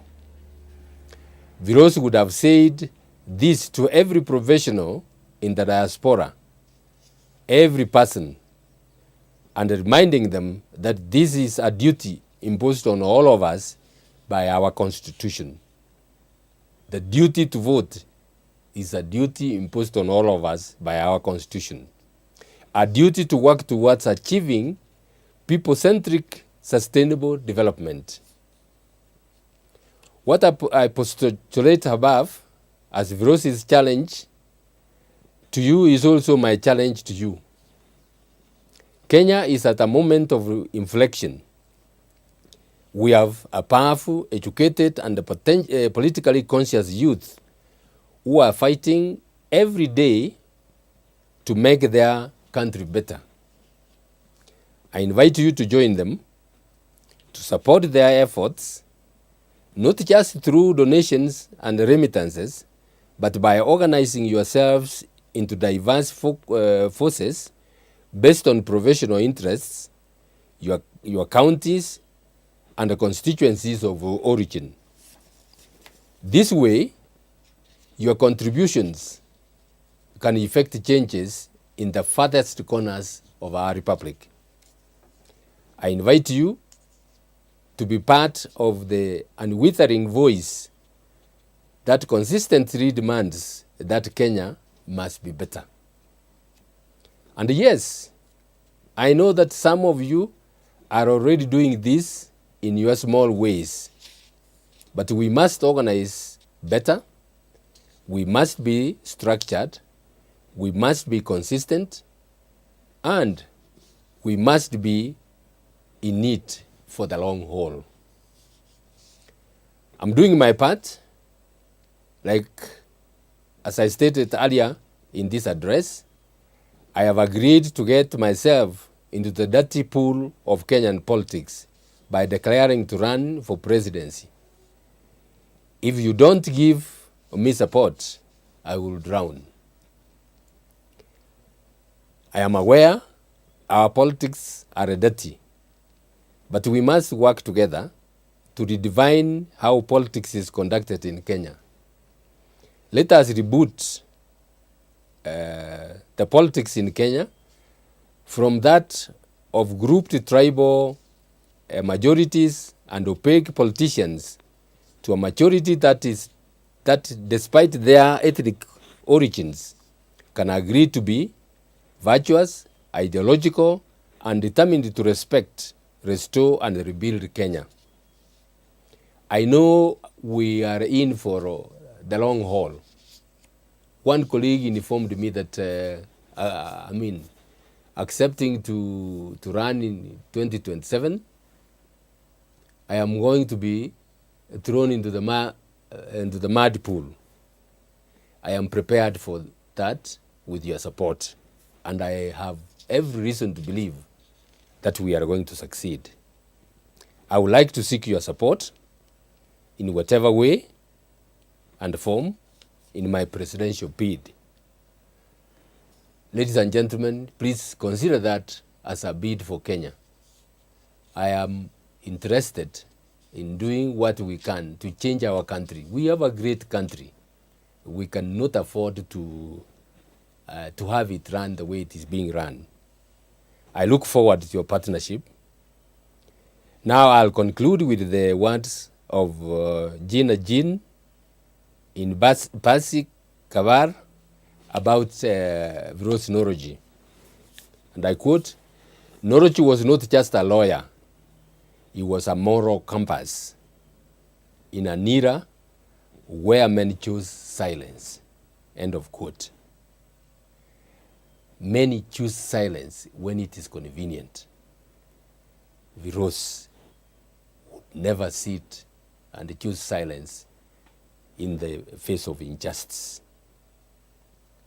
And like that ubiquitous quote, the only thing that refuses to be buried with a person in their grave is their character. Let that character of Pheroze, or being a moral compass, in times like these, fool us in his death. Let us all be Pheroze. I thank you very much for listening to me in this celebration of a great man in Kenya. We will all remember a great man. Thank you very much. May God bless you.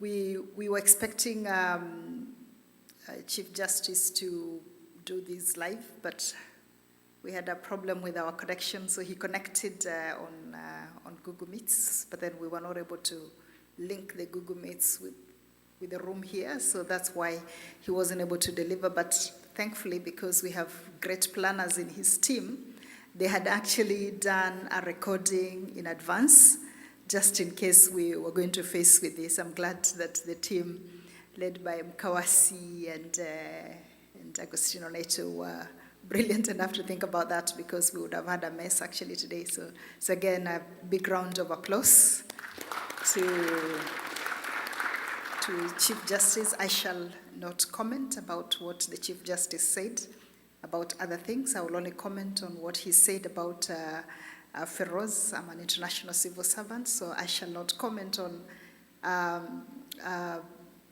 views that a character has that relate to presidency. But I think he had a great message, no? We can agree he had a great message, right?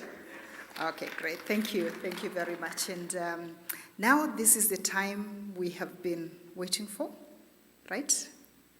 I feel a bit emotional about it, because we really wanted to do this in person. We had long conversations with Pheroze last year about this day, and that we were going to be giving him this award today. So if you get me feeling a bit unstable, it's because we really wanted to do this in person, and it's not possible for us to do that. And I'm grateful to my entire family. My mother is here. If I start crying, she'll come and help me out. But I have my entire family that came from New Jersey. My sisters are here, and my brothers. So if I lose control, I know you can support me. But really, this was something that because we care deeply for the mentorship that Pheroze had for us, and for somebody like me who was there from the time I was in my late teens as a university student and student leader. So it's a lifetime of having somebody around us, and I never thought Pheroze. There's something about I never thought Pheroze would live, and so sudden also. So it's really painful to do this in this way. But Mr. President, are you ready? So we have Mr. President coming over. Would please like to request the family to come and join Vilo over at the podium. If the whole family can please come together with Vilo. The whole family, the extended family, all of you, please, if you can join. Family, friends that came to support the family. The friends also that came to support the family, if you could please join, we'll appreciate. Thank you. And Zilani,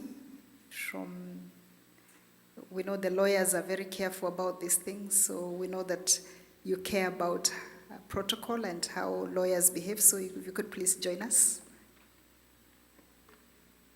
On behalf of the, thank you.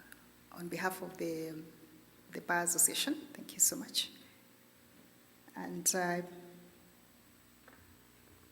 think I leave this to you. Thank you so much. Thank you, Dr. Kombe. On behalf of the Kenyan Diaspora, this is actually the award, not from Kenya Diaspora Alliance-USA, but the Kenyan Diaspora in the USA to Senior Counsel, and it reads, Lifetime Achievement Award, Senior Counsel Pheroze Nowrojee. For the record, this award is given to a great son of Kenya who shaped Kenya's legal, constitutional, human rights, and social justice trajectory. A hero who, with courage, was in the forefront of the Second Liberation, fought for electoral justice, and stood steadfast with the social justice movement and the Gen Z revolution. A writer and a poet who recorded our history and contributed immensely to our legal education. We celebrate your lifetime of accomplishment. Fare thee well, Senior Counsel. I'll pass this to the Kenya U.S. Bar Association to present to Mama Philo and the family.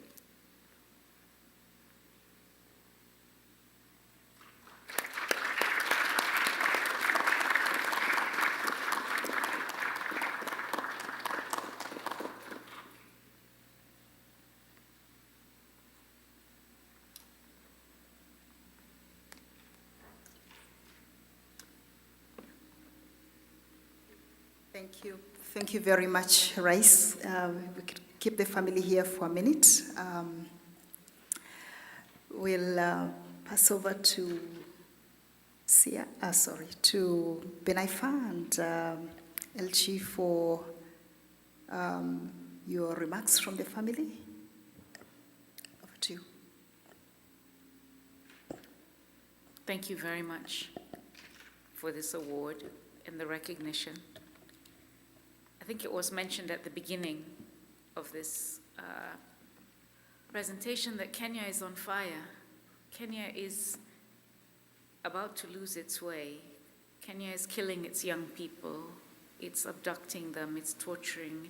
It's losing its way. And Pheroze himself had said, we owe a lot to the Gen Z. We need to thank them for their courage, for standing up. He has passed on his baton now to that next generation, the Gen Z, and they are not disappointing us, but we have to support them in whatever way we can to make sure that they can continue to speak, that they can associate, and that their vision of a Kenya that is just and equitable is one that we can actually live in. And so in that regard, I feel like this award is really just a starting point for the baton to move now to the next group who will struggle for a better Kenya. Thank you.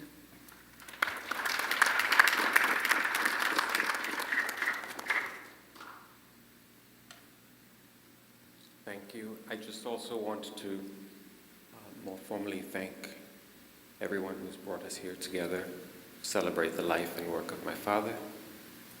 In particular, again, we'd like to thank the members of the committee who put so much time and effort into getting us all here today together. Of course, Dr. Marasa, Dr. Kombu, Professor Mkawasi, my brothers Murithi and David, Mwara Mwembu, Dr. Irene Olonde, Rosemary Olonde, Professor Nsongo, Dr. Irene Mwara, Professor Otiso, Dr. Esther Oboni, Grace Nadzwa, Ito Ndungu, Professor Charles Choti, Dr. Robert Churi, Wakili Henry Ongeri, good friend Dr. Milton Nyakundi, Dr. Trufena Choti, and Andrea Wonga. We really do appreciate the time and the effort and the thoughtfulness that all of you have shown to us. We were blessed to have my father for 85 years and to share him with many inside Kenya and with many Kenyans in this diaspora community. And the kindness and love that we've experienced since his passing in April has been gratifying and a comfort to all of us in this difficult time. Over the last year and a half, I've traveled with my father to Atlanta and Minneapolis for meetings of the Kenyan diaspora. and at both places he was so warmly received and immediately felt welcomed. It was for him a homecoming in many respects. We were united in Atlanta and Minneapolis, not just by shared sausages, samosas, and ugali, but also shared values. We were brought together by deep ties to our national heritage and a shared vision of a better Kenya, as we've all spoken about today, truly fulfilling its promise. My father greatly appreciated being part of this community and was so proud to join it. I'm hopeful that there are many here and in Kenya who will perpetuate his legacy and continue his important work both at home and in the diaspora, in particular supporting the Gen Z protesters over the next month as we recognize their achievements of last year. Thank you again.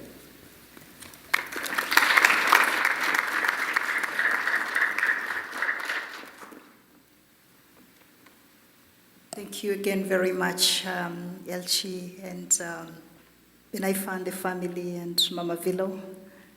As you take your seats, just want to tell you, Mama Vilo, that you have a lot of children you've left behind who love you a lot. You know, we've read just a few of the many other remarks that people wanted to share with you. I'm sure when you get home, you will see the love as they come to see you. And I know that there are many other services that are being organized in the coming months in honor of Pheroze. And we're comforted by the fire that he has put in all of us to continue doing better. Shall I now ask Mkawasi to come over, because I don't know what the next steps are, so I'll pass over the floor to Mkawasi, who always has a way of figuring out things when I seem to get destabilized. Over to you, Mkawasi. Thank you, Dadangu. I know those who have the program, it says that a showing of Blood Parliament will be on, but that is not the case, because we cannot leave without the words of Pheroze filling us and sending us home. I think we have it queued up. Before that happens, that's going to be our last part of the program, listening to the words of Pheroze. I think it's about 9 minutes, I believe. And then after that, please take time, if you're new in the state, to explore the good places for eating. If you've been sitting here and you didn't have your lunch, go to Swahili Village and other good places. We ready?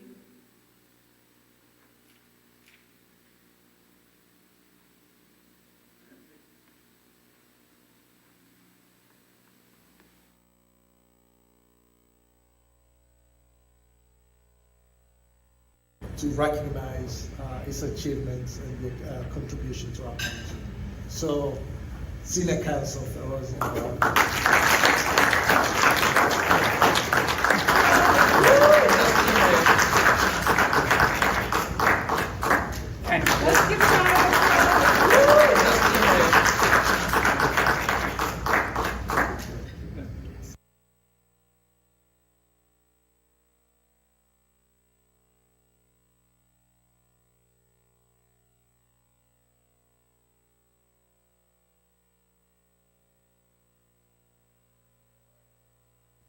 Because in Kenya, or anywhere where state actors are the richest businessmen, your competitors are also used to getting their way in business as much as in politics. Now, the safeguard for rational business is the rule of law.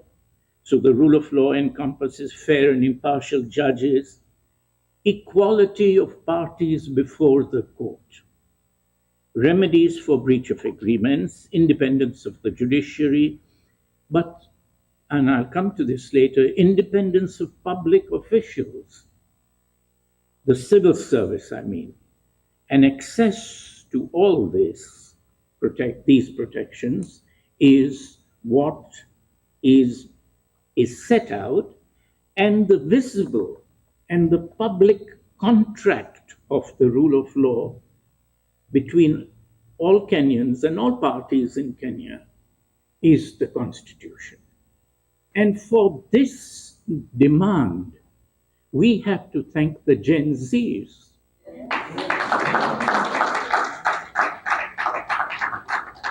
Because the Gen Zs did not only speak for themselves, they spoke for the silent people in Kenya who had not spoken up, and any poll, scientific, intuitive, or whatever, would say that when the Gen Z spoke, 80%, if not more, of the country said, yes, that's exactly correct. That politics is without rules in Kenya, but we should technically also look at it. How is that? What are we really saying technically? Technically, we are saying that whatever is being done is contrary to the Constitution. But it is contrary to the Constitution while there is already a Constitution in force. And so you have a Constitution in place and governance which is contrary to it at the same time. And so, while there has been a Constitution in Kenya for long, we have had total control over the judges' decisions, torture chambers at Nyayo House, regular assassinations, Robert Oko, Bishop Muge, J.M. Kariuki, Karimin Duthu, Pio Pinto, Boya, Ngala, Father Kaiser, the IBC murder, as Macbeth said, will that long line continue forever? And yes, there is a real danger that authoritarian regimes reach that point where they tip over without solutions into this course of conduct, and they think that the assassination of one person ends their problems. And so, while from 25th June, they have looked for the one person or institution or organization which, if they can eliminate, they would put an end to the nonsense that these youngsters are doing. So they looked for these persons and said, this is Uhuru. And then they said, no, it is Raila. And then they said, no, and came up with Ford Foundation. And then they said, no, because he's meeting Ford Foundation a few days ago, forgetting that his wife was a recipient of that Ford Foundation money, and no doubt, because they're very generous, was passing on that money to them. The contradiction, contra-constitutionalism, has an inevitable end. It breaks the country, because the country is torn between the two, and neither has a solution to offer to the wrongs that are going on in the country, or even the rights. And so, in 2008, we broke. Divided country, no solution, no belief in the presidency, no belief in the courts, no belief in the churches, no belief in the mosques, no belief anywhere. And that break in 2008, we were fortunate, we survived it, and we barely survived it, and we worked towards a new constitution and came to Constitution of Kenya 2010. to prevent a repetition. But we are now again still threatened by contra-constitutional governance and rule. Indulge me to explain how is it possible to have a constitution and yet rule like this, a one-man rule, a one-party rule. And there are three constituents. There are many, but three major ones. The first one is taking total control of the judges and magistrates. By doing that, this deprives any political opponents, any person who has suffered an injustice, without a remedy, to bring such persons to become without a remedy.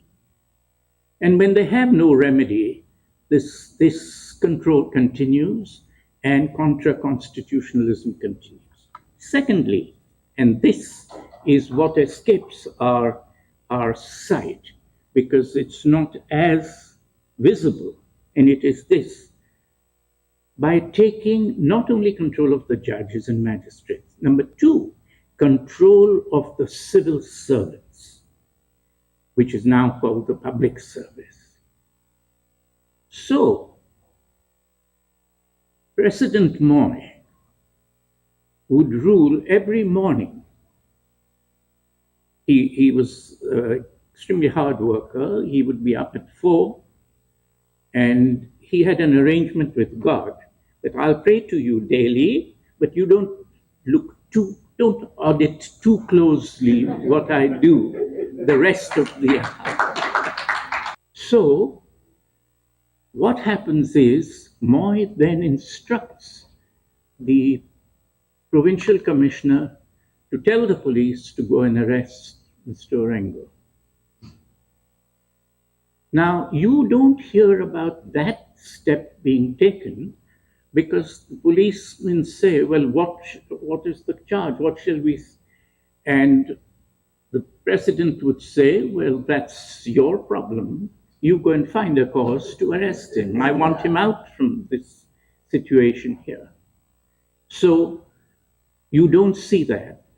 He is arrested, and then the instruction goes to the treasury saying, take away the allocation of this district in Nyanza. James comes from Siaya, and see that the road which was to be built there is stopped. And then rings up the DO there and says, tell them, everybody, at the next baraza that the road is spoiled because Nyanza is making trouble through Mr. Orengo. None of this is in the newspapers, and this is going on all over the country.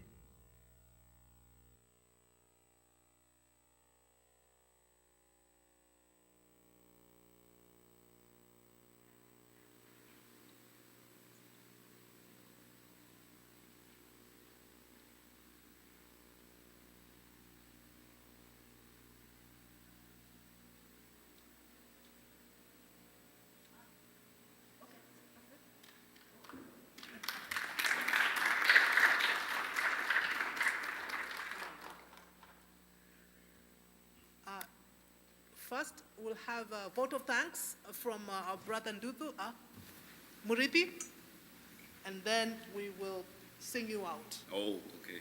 Yeah. We are ready for you.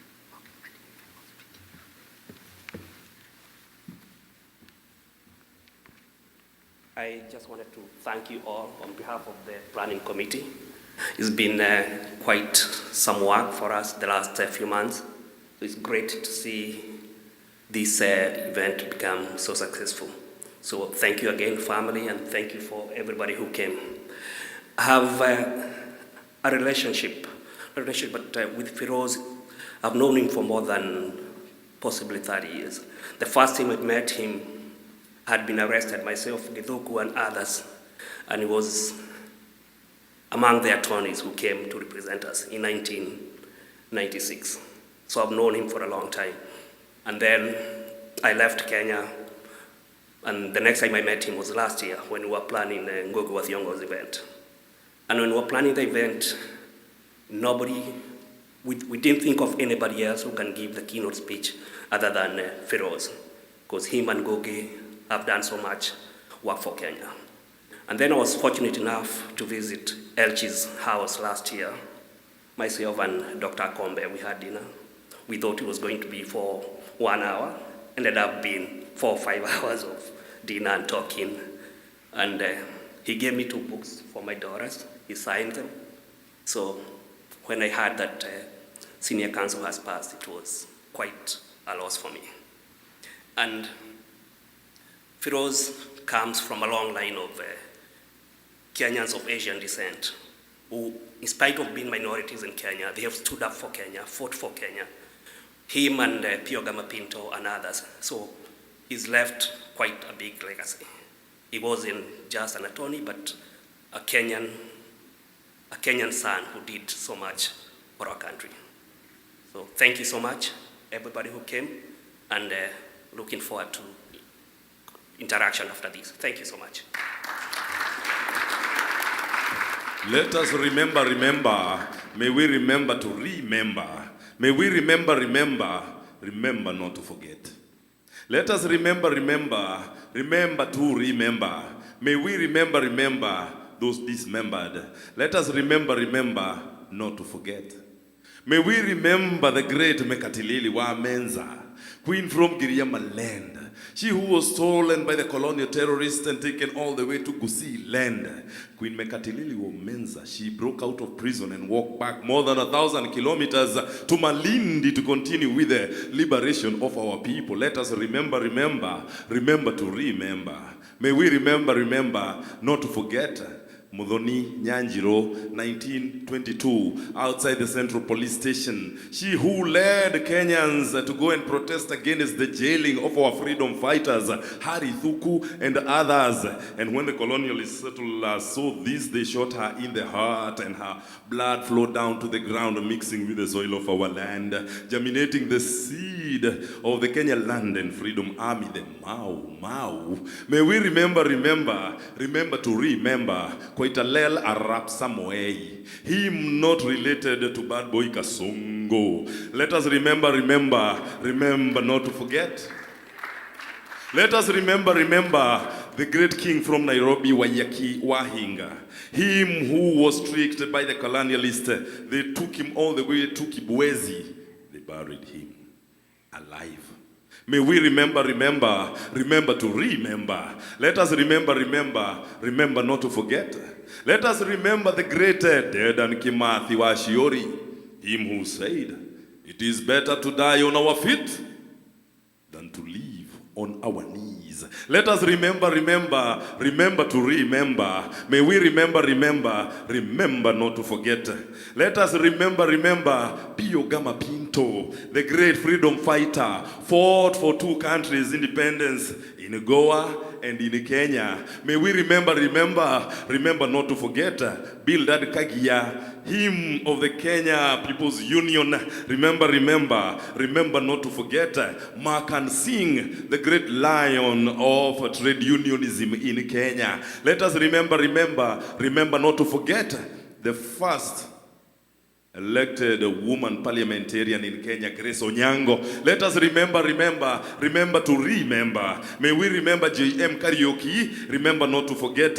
Let us remember not to forget those great students of the 70s, those who went out in the streets to continue fighting for the freedom of our people. Let us remember not to forget the Mwakenya patriots, those who were tortured in the underground, in the belly of the city. Let us remember Tirop Arap Kitur. Let us remember Wafula Buke, Christine Mulili. Let us remember Karemi Nduthu. Let us remember Akauka. May we remember not to forget.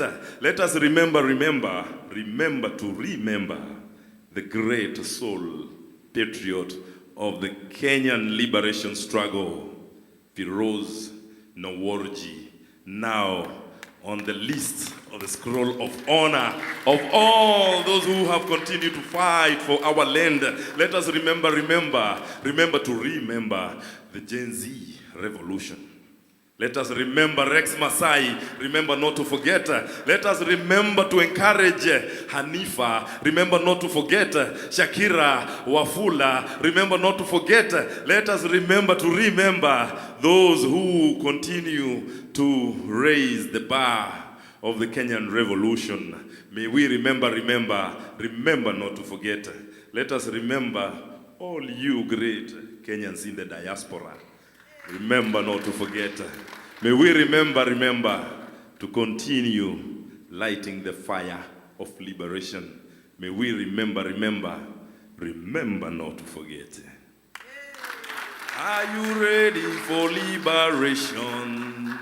Are you ready? Are you ready for liberation? We are ready. Are you ready for liberation? Are you ready for liberation? We are ready. Are you ready for mapambano? Are you ready for mapambano? We are ready. Are you ready for mapinduzi? Sing. We are you ready for mapinduzi? Sing. We are ready. Are you ready for liberation? We are ready. Thank you. D. Are you ready for liberation? We are ready. Now you stand up, kidogo too. We finish these, right? Because if you're ready, you better stand up. Are you ready for liberation? Thank you. Are you ready for liberation? We are ready. Are you ready for liberation, people? We are ready. Are you ready for liberation? We are ready. Are you ready for mapambano?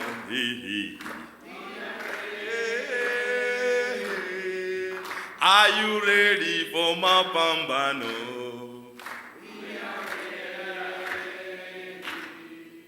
Are you ready for the Gen Z's? Are you ready for the Gen Z's? Are you ready like Pheroze way too? Are you ready like Pheroze way too? Are you ready like Hanifa way too? Are you ready like Hanifa way too? Are you ready like Boni Mwangi? Are you ready like Boni Mwangi? Are you ready for mapinduzi? Yeah. Are you ready for mapinduzi? Now we finish with this chant. Very easy. Musika ya chini, just still standing. Iya Yahweh, iya iya Yahweh. Imba iya Yahweh. Imba iya Yahweh. Iya iya. Lauda iya ya.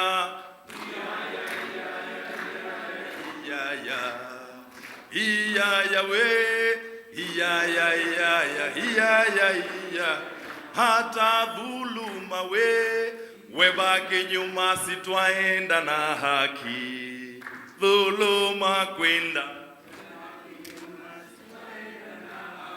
Oh, dhuluma we baki nyuma, sitwaenda na haki, dhuluma kwenda, we baki nyuma, sitwaenda na haki. Yelele iya we, iya,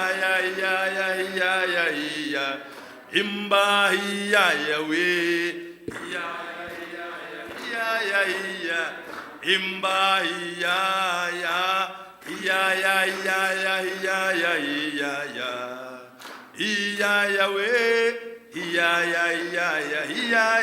iya. Diaspora simama, simama imara, simama we, sote simama, kama Nowrojee, simama ima, helele iya, mama iya we, sote iya, imba iya we, iya. Oh, pamoja twashinda, pamoja we, pamoja twashinda, imba pamoja we, pamoja twashinda, pamoja we, pamoja twashinda, helele iya we, iya we, iya. Tunasema ole yo, ole yo. I'm taking back all your greetings to Nairobi when I go back. Thank you so much. Church of the Revolution. Thank you very much.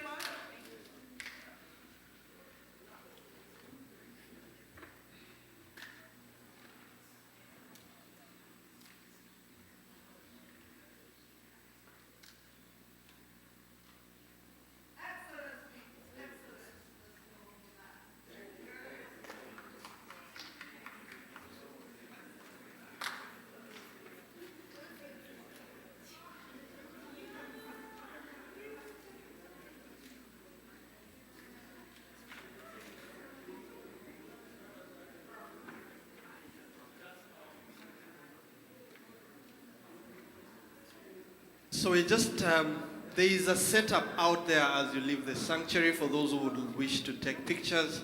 It is properly set up for us to have those moments captured. Also, if it's okay, please, we would like to have a group picture outside. Yeah, if it's okay. Yeah, just once.